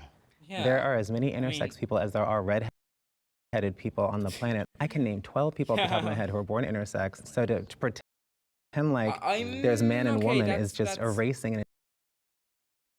I would say, would you know them if you were not, transgender, or if you weren't, what I'm saying is most people would not be able to name 12. Although, to be fair, would you know that about someone? You probably wouldn't. Like, especially if it's like a internal organs thing. Like, how would you know? Like if someone outwardly matches what you would consider a male or female gender, would you? I mean, like the stereotype. Would you know? No, is the answer. But if they were like, well, and actually, did you know this about me? Then you'd know. You know what I mean? So I guess there is the argument of, well, how do you know as a person without that person telling you? And what I would say is, then technically speaking, you might know 12 people who are intersex, but they just have not told you. Or, to the world. Yeah.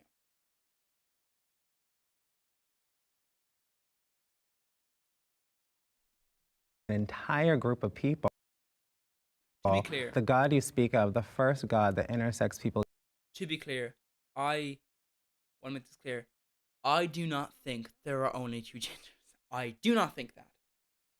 Get to meet is the doctor, because it's up to their discretion of just what you're going to be when they mutilate their body to be a man or a woman, and that is not fair. Right. Right, and I think also gender and male and female is not the same thing. Biological sex are different things. Yeah, we're talking about gender, which is like gender identity, the social. Yeah, I mean, I think the issue with sex is that it can not match up with everything.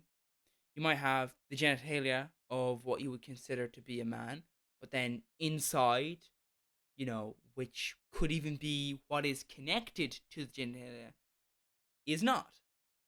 You might have certain genitalia, but two different genitalia, So the way a person is born, when you have a doctor who assigns you that label can just sometimes just actually just not match. Like your chromosomes do not match. Like you might have every single thing might point to one specific sex, but your chromosomes don't. Everything matches, but some internal organs don't. So those circumstances do say, like, well, that obviously, I'm talking about certain people, obviously, but what I'm trying to say is, in that circumstance, that isn't like,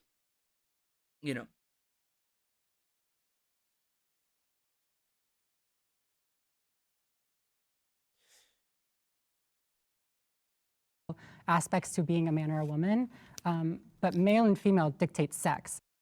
Well, so like body parts. I disagree with the having sex and gender being two different things. Okay, I well, believe that's a them to fact.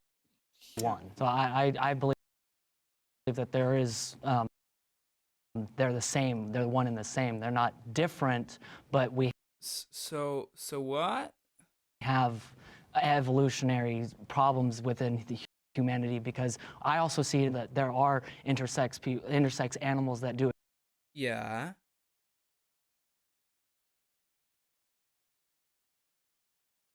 Okay. exist, and that's how they're born. But I also do believe that the initial design was for man and woman. Okay, this and then was going off specifically. Woo. Oh God. somewhere along the way, viruses, mutations, diseases. Jesus, man. What the fuck? My God. Viruses, mutations, diseases, and plagues. That's what happened. No, maybe. I would not. Plagues, all that type of stuff that we have in the world does play a part back onto the world itself. But I believe I did not think it was gonna. I thought it was gonna like, oh, that's the way. Like it's that's the way it's designed, and there's like the two designs, and then sometimes the two designs get mixed up with each other. During the process between like the fetus, like the fusing of the egg and the sperm and the end point. It's like, okay, I'm at, but that just went no. Let's no. It just goes to viruses place. initial intent was for God to create Adam and Eve, not Oh Adam my God, and he is just a fascist, isn't he? This fella is just a. Where did you hear that? Like, I wonder where. I don't know what it is with Jubilee, but I think they must like maybe like go into like Daily Wire lists and like Fox News watch lists, like people who like I don't know like follow Fox News and go, okay, dear person, would you like to come to a Jubilee video? We're looking for a fascist to be our token fascist for the video. Boom. There we are. 2 fascists. Because how do they get these Steve. people? I'm just going to say it. That's homophobic. I know it sounds homophobic. No, And it is, buddy. It is. It's like, how do you even get these people to? I guess, America is quite a problematic country. To be fair, if you vote Republican, you're voting that party. If you don't think you are, you're a fucking idiot. No offense meant to any right wingers out there, but really, what is the difference between the Republican Party and the Democratic Party? The Democratic Party is less racist, but still racist. Less homophobic, but still homophobic a little bit. Less persecuted towards people who are poor, but still a bit. Less pro, police brutality and abuse of police powers, but still not saying defund the police. That's what other people are saying. There are reasons saying that. Like they're nice.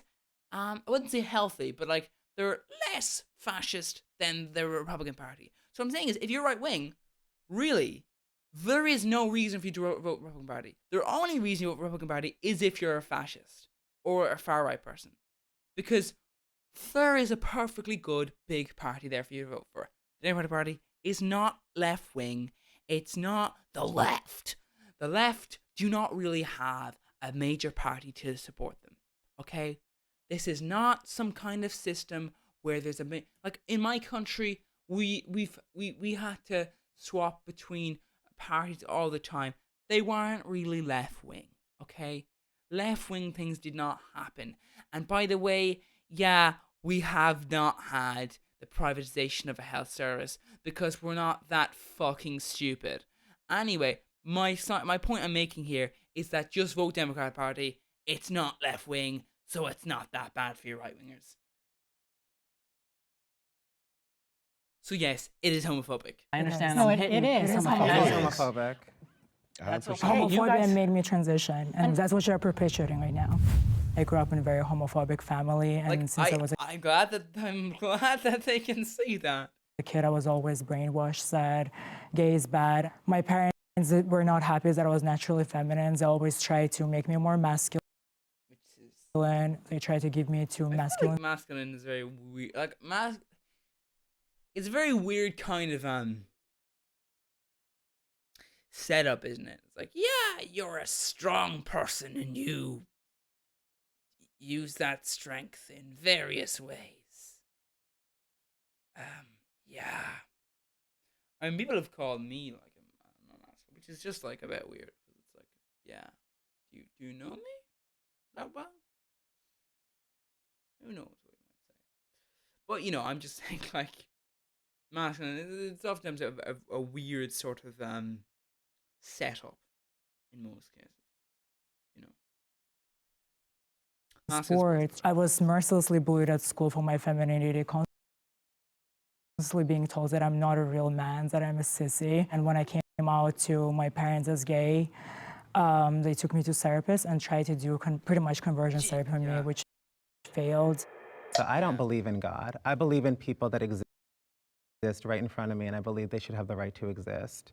And so I'm not saying they don't have the right to I mean, exist. maybe I'm David. just saying, I'm just saying that I'm was. just saying, like, I'm just saying, no, maybe I'm joking, but I don't really joke. But what I mean, what I'm trying to say is like this is not that and the vibes coming off him now are just like, yeah, just a fascist, really, just a fascist. Unfortunate to say, but well. I wonder though. they weren't realize- mistakes either. They're just This orange jumper. realize that you probably won't be in the best position in the future of this world, because unless you're that rich person, you're fucked. Because you will be the ground soldier. You will be the person that gets slaughtered. Because at the end of the day, nobody really cares about you in the bunker. Ah, well, when the time comes, maybe you being a selfish prick will help you out. Maybe. Here, the way you and I are here right Right. now, and they are who they are, and we have to accept people as they are. Right, and there are biological differences in trans folks. When we look at the brainstem, you know, our brainstems are different. Like that's neurologically. Yeah. Right, neurologically, we're different. Yeah. And Male and so female are how- different, exactly. Trans people are different. Yeah, I mean, like, did you not listen to, like Orange Jumper fella? You need to listen to people when they say something. Not just go, no, these people are different. No, that's not what I just said. Like, They've found a distinct difference in the yeah, The white matter. cortex. There is no. Okay, you know, bit ignorant here, but you know, like I reacted previously. I'm not sure if it's like been released. The video I made was being released. Yeah, I think it was though. That was like I was looking at, like, you know, this woman was lesbian, and like she's like, but are you attracted to women based off of their biological organs, or are you attracted to someone based off of their mind? Based off of, because it's concerning if your only reason for being attracted. Not concerning. That's a bad way of saying it. But what I'm saying is, it's concerning for your identity as a lesbian to say, oh, this thing. But are you a lesbian then? Are you though? Because surely that's somewhat different to being a lesbian. So that's the thing. There is a biological difference there, and that's something like, oh well, no. They're like, being attracted to someone's brain. Yeah, that's how that kind of works. Yeah, you know. So yeah, they There is no biomarker for trans. Some brain scan of some gay males is identical to female brain, but there is no biomarker for trans. Please don't spread misinformation. There is science that hints towards it. It's just not confirmed. No, Well, there's confirmed. research. that So is out therefore, there it falls that- under the belief that there is, but there is no scientific. There is no scientific proof that God exists. Would you say then that God probably doesn't exist? But the point is, maybe God, that's what a belief system is, buddy. I find it really weird when religious people are like this. Like, what the fuck, man? There is no scientific fact to back up the existence of God. But I'm not saying that because there's no scientific fact to back it up, that means definitely God can't. No, that means nothing. So why are you making this argument, you religious freako? You know? You're just an fact idiot, to aren't back you? that up, which therefore I believe that God's initial intent. I just love the transition, like, from like, there's no scientific fact to back it up. That I believe that God, yes, because indeed, agreed. That's an interesting shift there into the next line. My God. Was to create male I and think female. if God intended to, if God exists and in the way that you believe and just intended to make male and female, then we wouldn't be sitting here. I believe Intersex people wouldn't in a exist. higher power, right, of my own, and God is not this thing that creates rules and binary situations and laws that can be broken or really made. We're just all here. Yeah. You know, like I was born in a female body, but I was never a girl. Never. Ever. I can't explain why, but that is the my truth, that is the fact, that is who I've always been, and there's no way that I'm gonna look up at this guy at some guide and be like, oh yeah, you made me as a mistake. Transitioning improved my sex life. I don't really think that could be considered a mistake. I guess maybe I would have like an automated system. You know, like when you set up an most people don't, but like if I set up an automated system that like does an automated task and then it messes up. But is that your mistake, or I guess that kind of, you know, I'm just thinking it'd be weird if it was like that involved. Like, okay.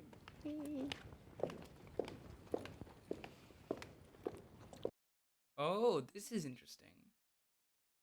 This is interesting. WordPress shopping cart got you up at night? Worried about that next big update turning your glorious website into a hideous broken dumpster fire? It's time you... Okay, buddy. Goodbye. Now, welcome back. Now, this is an interesting... Who wants to start? I could start. Man, I'm embarrassed. Not to say that my sex life was bad before, but I think transitioning and coming into my body and feeling comfortable in my skin allowed me to open up more and allowed me to not only be better in bed, but also explore what my sexuality looks like. Yeah. Being trans also like made sex really complicated for me too, because I'm a straight guy and I pass very well, and majority of the women that I've been with, I would have to eventually kind of like break it to them that I was trans and deal with a lot of rejection. And I feel like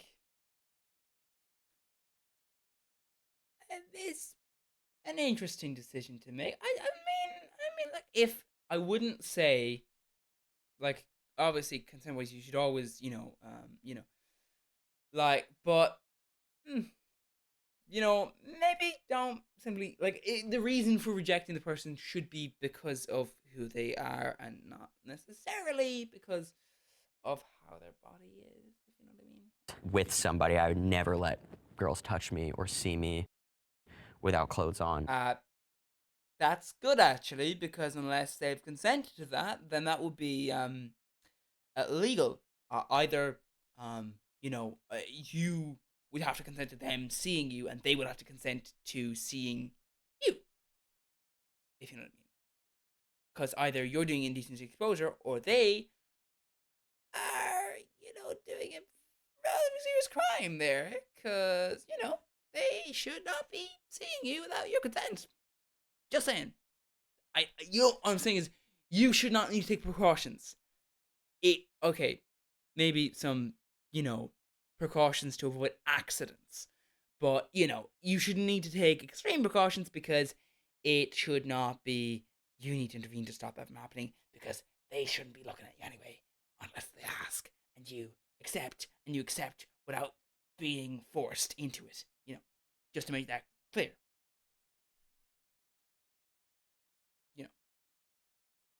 Not having a penis made me feel inferior as a man, and that no one would want me, which is why I like rejected that part of myself and never even let it be loved. It took a lot of really accepting that people were going to accept me and be attracted to me and love me and want to give me pleasure regardless of what was in my pants. And that took a long time. It took until I was like, I think I was 21, when my ex-girlfriend and I started dating. From that point on, I realized that just letting someone love me was half the battle. And once I let that piece come into play, I mean, it changed my life. Do you want to go? You want to go? Y'all can go. I'll go last. I mean, so even though I detransitioned, in the beginning, especially when I was on hormones, like, it increased my sex drive a lot, and there were a lot of aspects to that that was like enjoyable to explore my fluidity for sure. I was able to date a lot of people, and I think like from detransitioning, it's like the opposite of that. Like my sex drive completely changed in a way that like there's good aspects to not being horny 24/7. It helped me be more comfortable in my body, even with detransitioning, which sounds weird, but like having a trans male body was like so different from the norm. So like I had to accept certain parts of myself. So like even with detransitioning, it helps me accept like certain parts of myself that I don't have still. Absolutely. I did identify as a gay man before I transitioned, and like those relationships, I feel like I always kind of had like out-of-body experiences when we were like intimate. And even after I transitioned, before I had bottom surgery, I like, just like the anxiety and the dysphoria that I would feel whenever I was intimate, or like a partner would try to be intimate with me, was just like crippling. Yeah. So then when I had surgery and I felt more affirmed in my body, and everything it feels right to me now, I'm finally able to have those intimate connections with people and form those deeper bonds. So it's really helped me a lot. I'm so happy for you. That's amazing. Thanks. Yeah, of course. When I came out as trans when I was 18, I moved to Miami, and it wasn't until I got my gender affirming surgeries where I was where I did like lose my virginity, because I was just not comfortable doing that. I was like, I'm not presenting in my best light, and I think I could get there. Yeah, for me it was like I'm not fitting the role that I'm supposed to play in this. Yeah, no, it felt weird, absolutely. and you also attract a different type of partner. Back in my day, I used to attract what we call a chaser versus someone who was genuinely attracted to the female form, which is Okay, yeah, someone who I wanted to, like, that's the role I felt. And so that's where I was comfortable. And now I'm comfortable. In Virginia, like Virginia, the T word did not exist. That was on Jerry Springer and Maury Povich, and that's where that stayed. No one was trans. And so I transitioned when I was about 18. I moved to Miami, and my joke is that I hit the tarmac and I said, I'm a woman, by the way. I remember I came out to my mom, and I was super nervous because I'd come out as gay years and years before, because that was so much easier. But when I came out, I remember my mom just asked if I was happy, if I was healthy, I mean, and if I was going to finish school, because she had already paid for it. And I said yes. Can the disagreeers step forward? I mean, I don't think the disagreeers necessarily. That's not an opinion there. That's kind of just like, well, I mean, Ciao, Jack. Welcome to somewhat. Florence. Your transport is outside. I'm not getting. Wow. Okay. That was. Can the disagreeers step forward? Transition definitely ruined my sex life. I was fine with my penis, but a year after estrogen, I felt like that part didn't belong on me anymore. So I went ahead and had sex reassignment surgery. After that, my sex drive was gone pretty much. I kept on having complications. I wasn't able to keep my neo-vagina open despite rigorous dilation. I had multiple revisions, including colon vaginoplasty. I just got some of my sex drive back last year when I started detransitioning with testosterone, but it's kind of traumatic to have male sex drive back without my penis. Also, I want to say that sexuality is fluid. My sexuality has definitely changed once I lost my testosterone. Before, I was strictly attracted to men. After I lost my testosterone, I was attracted to people in general, because now I didn't have this like male sex drive, so I couldn't relate to men as much. As I wanted to have sex, but I just wanted to hold hands and cuddle. And now my body dysmorphia / actual gender dysphoria as well is worse than ever before. I do feel like I'm stuck in a surgically created body. I just don't think I've been really myself by trying to become a woman. Yeah, so transition did take a lot from me. Must be really, really hard. Yeah. It's okay. Yeah. Can I ask you a question? Yeah, sure. If you had found the results that you desired in the beginning, would you feel differently than you do now? No, because I realized I just miss being a man. I just miss being obsessed about sex and money. I don't want to do the whole emotional thing. And I'm talking about stereotypes, okay? So I regret, Good that they. it's just like, It's good that you said that because, like, no, it'll be certainly something. now I'm a medical patient for life. Also having sex drive back, it just reminds me that I lost all these years. I could have been having fun, whether it's chasers or, I definitely have internalized homophobia. So internalized homophobia also pushed me into transition because I felt like chasers weren't good enough because I wanted to be a woman. I wanted to escape my homosexuality. But now I realize at the end of the day, I'm a gay man and I'm still living with internalized homophobia because therapists actually never helped me with that. It's fascinating that you say that because I dated men and women, and in my transition, I felt like I had an internalized homophobia when I was with men because I didn't feel like a gay man. And that was really hard for me to like figure out because I had this journey for so long, and a lot of sexual experiences were good, but I was on Grindr and I'm sleeping with these men and they're treating me how I would want to be treated in a social setting, but I'm like, I was really, really masculine in my presentation, but I tended to be kind of feminine in my roles within sex.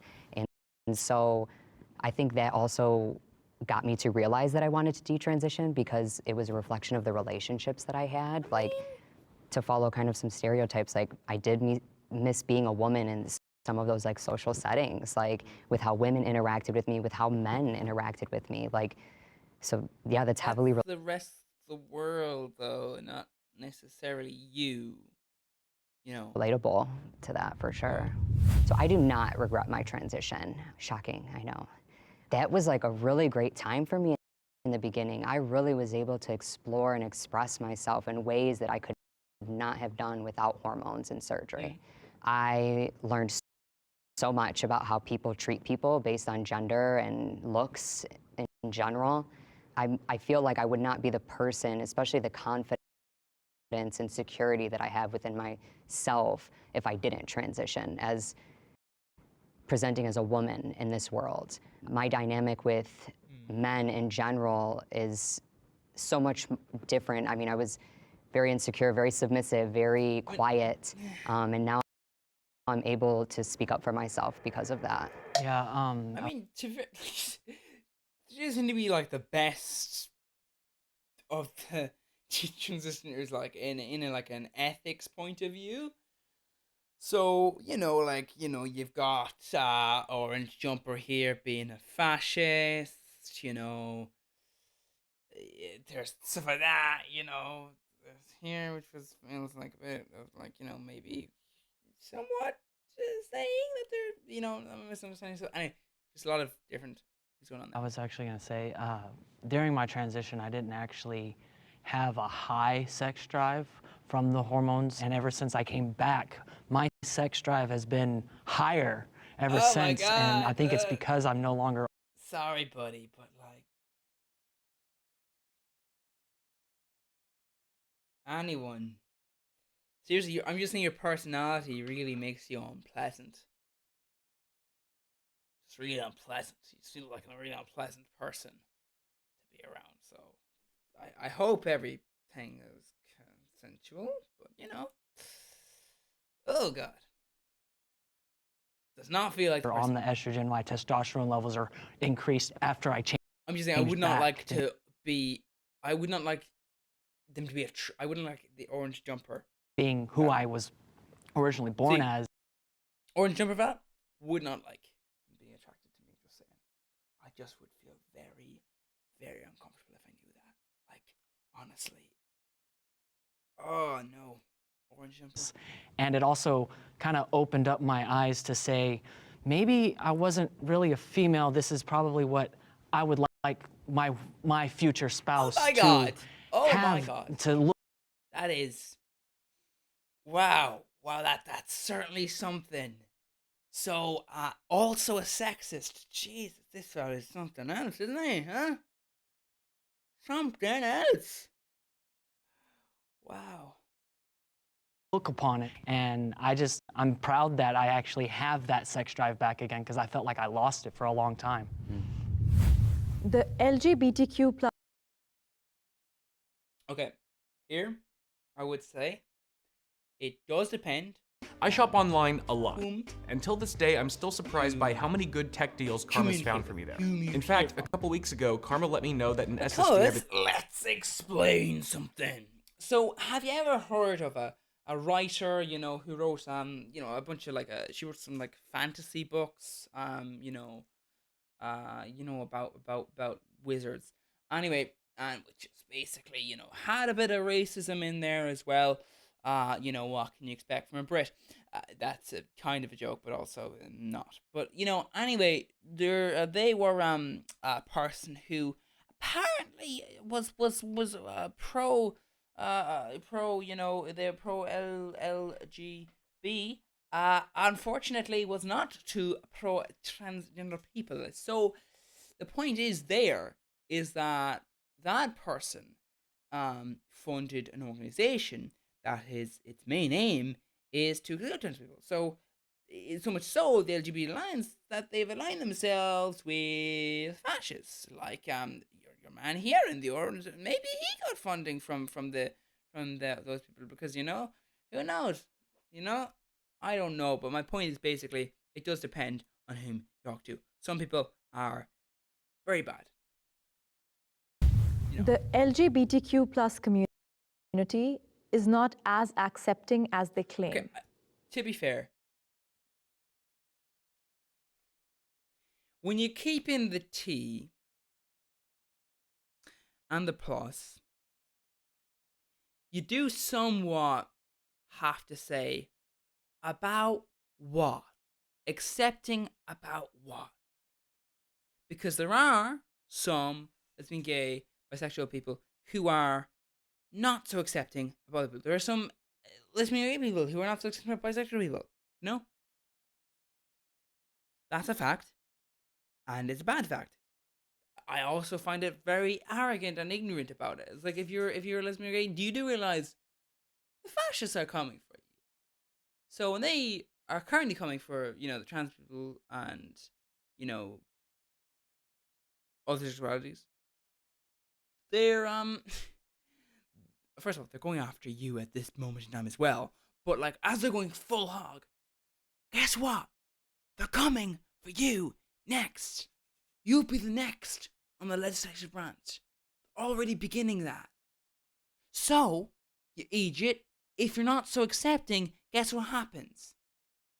You get your Nazi world. A world in which people go, oh no, I'm not part of that group, so I'm not gonna let them. Yeah, you'll be the next or along the line. This world is burning, and it's going to burn a lot of people with it. So help your fellow person if they're not a fascist. And leave. Oh, wow. Sorry, musical chairs. Musical chairs? Yeah. Yeah. I'm embarrassed to agree. That is true information. There's still so much transphobia within the LGBT people in the LGBT community that hasn't been addressed yet. Yeah. Shoot, there's transphobia within trans people. Absolutely.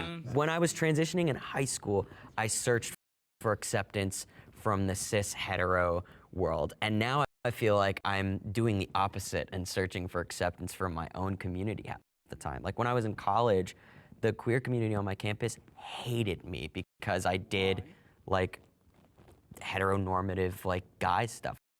I played lacrosse, I was in a frat, but like frat, Jesus, man. Well, you know, sure, I suppose he's grown up and matured and become less of a moron, presumably. But seriously, that's more than heteronormative guy stuff. That's like, that's concern. That's almost like illegal level of, you know, intention to commit certain crimes level, but not actually going to do it. Like that sort of level of, wasn't that guy, I guess, that they had in their head. And every time I would go to the LGBT club meetings, I would get like they would stare into my soul. Like I was just this awful thing, and it's always just made me feel invisible and small in whatever space I'm in, and I find that just really disheartening. But no, seriously, And though. it happens in a By lot being of other cultures. but no, no, fucking man. But being in a frat, though, that I'm not blaming you, but like that might be partially a reason. Like, I mean, I wouldn't probably like it that much if you told me you were in a frat at this moment. You know, like this. In communities as Yeah. well, Shut up. too. So Come on, you fuck off. Quoting fascists here, and he's like, "Yeah, It's that funny happens that a lot you in other communities. You know, people are discriminatory. Like, oh, yeah, like you know, I mean, buddy, you are literally like a fascist. Don't say, oh yeah, cause like we all know, you're not that accepting either. You said it like." happens. You mentioned like the transitioning in high school part and like that shift from, you know, searching for acceptance outside and then turning around and then having to search for acceptance within the community. Yeah. Because I did notice that when I was still living as a trans man, when, you know, when I passed really well, all of a sudden it was like I wasn't welcome in these spaces anymore until they knew, and then you get that icky feeling of like, you only want me here because of that. Yeah. Like, And you know, now I have the detrans Well, aspect. I would say no. To be fair, though, if someone was to, like, let's say currently this is how they view that you are a heterosexual man, right? They don't know you're trans. They view you as a heterosexual man. So yeah, you're a heterosexual man. That's true.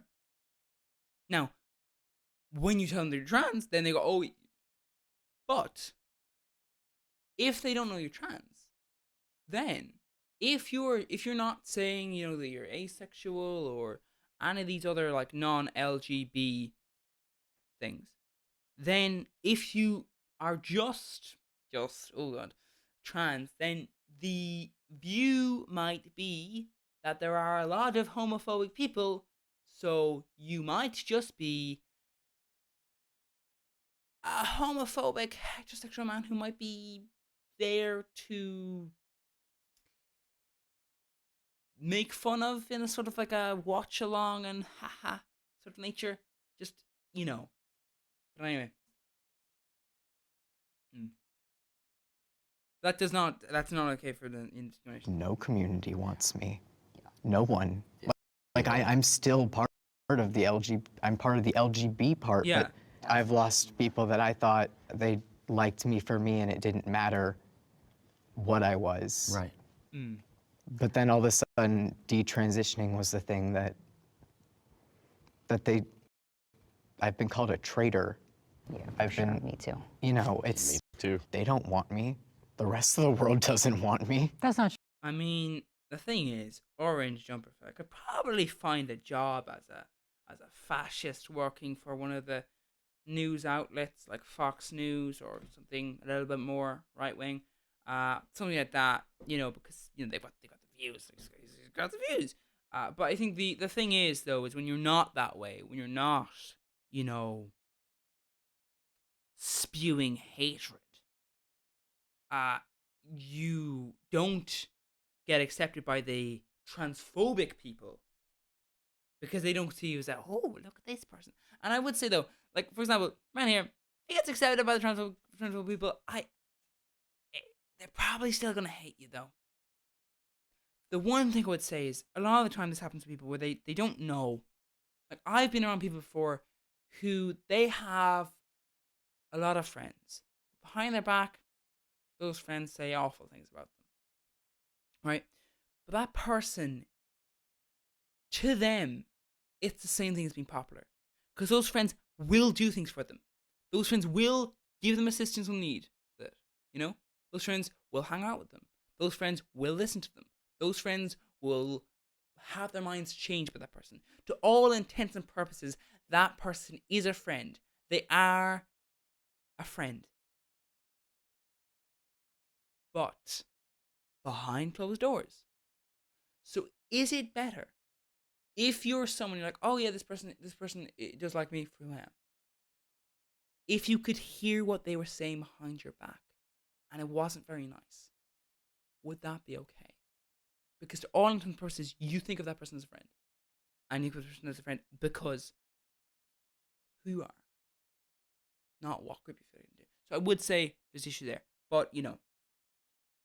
So yeah, there are obviously transphobes who will still hate you, even if you have to reach just, and there's obviously if you're you'll also be hated by that. Yeah. Oh Sure, my, that's yeah. not true. It can often feel that way. It can feel isolating. But it feels that really way. isolating. Like, this is not a club. It's not a You know, club. and it's not like a personality trait that I'm just taking up, and God forbid one day I change my mind. I won't, but like, or something happens where I have to detransition. I would hope that the people who stood by my side through everything else would still be there for me because of who I am, period. Yeah. And not because of an effing label over my head. And even when I transitioned, I dealt with the traitor to everyone. It was, you know, oh, you want to be a man and the patriarchy. And I'm like, I get it, but also. I mean, like. Also. Yeah.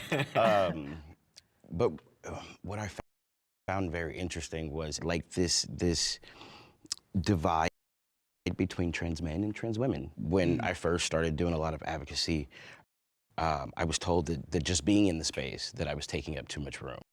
Ooh. That I was taking up too much space and don't speak and all of these things. And I was like, wait a minute, but I'm trans too, right? Yeah. This community. I think that's weird as well because like a lot of fascist rhetoric, like or jumper guy probably hears a lot of this. A lot of fascist rhetoric when it is directed at trans people, it's often directed at trans women, often. Like you see this from transphobes who are like identifying themselves as transphobes. Like they're not just people who say transphobic things and you can say, yeah, they're transphobic. They themselves identify themselves as that. Now, maybe they don't say transphobic, but you know, they have the rhetoric which is like, yeah, you're a transphobe. That's what you're saying. You're actually saying that. Even those people, sometimes they've never, ever really said anything about trans men. It's always often about trans women. I don't know why exactly. Probably, well, actually, I do know why. There's various reasons, but like it's the whole thing of that's the target that is often picked. So I don't know why you wouldn't. I mean, I guess the idea is, well, you are subject to slightly less discrimination as a trans man than a trans woman. But I would say, though, that, you know, your voice is important because you can say, well, you're talking nonsense. Because you're talking absolute nonsense. You know? Like, you know, the whole thing of, like, trans women in sports. Like, yeah, but should a trans man in sports be given a head start then? You know? When they're in male sports? Like, well, what's your attitude here? You know? This sort of thing. Like, you can meet a lot of times with it is directed at trans women. It's like, well, that doesn't work at all because you're forgetting trans men. You know? So I think that voice could be used to say, well, what the fuck are you talking about? How does this even work? You know? Anyway. He also belongs to us too. Right. So that was something that I grappled with for a while. I hung out with a lot of gay women, and then when I transitioned, I definitely lost my space there, and that was like really hard for me to navigate because being shunned out of these female spaces for me was really hard and difficult. And then when I got to the trans male community, there was a lot of competition. Who looked the best, who passed the best, like that was very difficult. Oh, yeah. Shoot, fortunately I had a full beard, so it was like an easily, like, you know what I mean? Like, but still, like, I heavily resonate with trans men still, and I definitely resonate with trans women from detransitioning and gender non-conforming people. So it's like, where do I belong? Weird position to be in because it's like one community, like I said, doesn't really want you, but you don't fit in. You can't really go all the way back, so you don't fit in with the rest of them. We just shouldn't have to categorize. Like, we shouldn't have to float around, wonder where we belong. Like, we have the understand other why you have to detransitioners, like, but even then, I would say there is partially a thing of, well, will you group together as a category because of discrimination? Because oftentimes the issue, like let's say you're a nation, and you've been invaded and you've been occupied for hundreds of years. You know, you just are there, and the nation that has occupied you, you might be able to rebel. You might be able to slaughter the forces that are in your country keeping capture, but that's because you are seen as, a docile country. You don't really do much violence. But the thing is, that nation has resources to crush you. So sure, maybe you can take the country, but they will come in and they will crush you. But what if? What if instead of just attacking by yourself, you attacked the whole? A bunch of nations attacking all at once. Showing that nation that, oh no, you can't use the full might of your military because we're attacking all at once. That means you're able to push off, you're more likely to push off that nation that's oppressing you. So that's an idea behind, fighting against us. Which is that, well, if you're able to push off transphobia, homophobia, all this, you might be able to more do that if you work as a group. So that is one of the reasons why you would have category. Anyway, just a side thing there. we're all still vastly different individuals who have vastly different life experience, political views, religious beliefs. Right. You know, You're not just experience how different we, with yeah, transition. exactly. Right, that's no different Experience how with we the got trans here. community. Right. In some ways, it's empowering because it feels like even though all this happened, you're being seen as an individual for almost the first time after, spending my high school years being lumped in by both the LGBT community and the rest of the people in a category. But it's also very, very isolating because you don't have really that community support that other places get. Bye. Yeah. Bye, y'all. Thank you guys so much. Really awesome. So trendtastic. It's great to talk to all of you. Yeah. Well, that was Jubilee's video on should minors transition, detransitioners versus trans. It's a middle ground. So yeah, thank you for watching this video so far. Maybe you just skip to the end, but so I guess, yeah, all in all, I mean, some good points made. We had a few fascists in there, a few circumstances which I believe would be out of the ordinary. So do they apply? Oh, good to hear the story. But yeah, there we have it. And thank you for watching. Goodbye.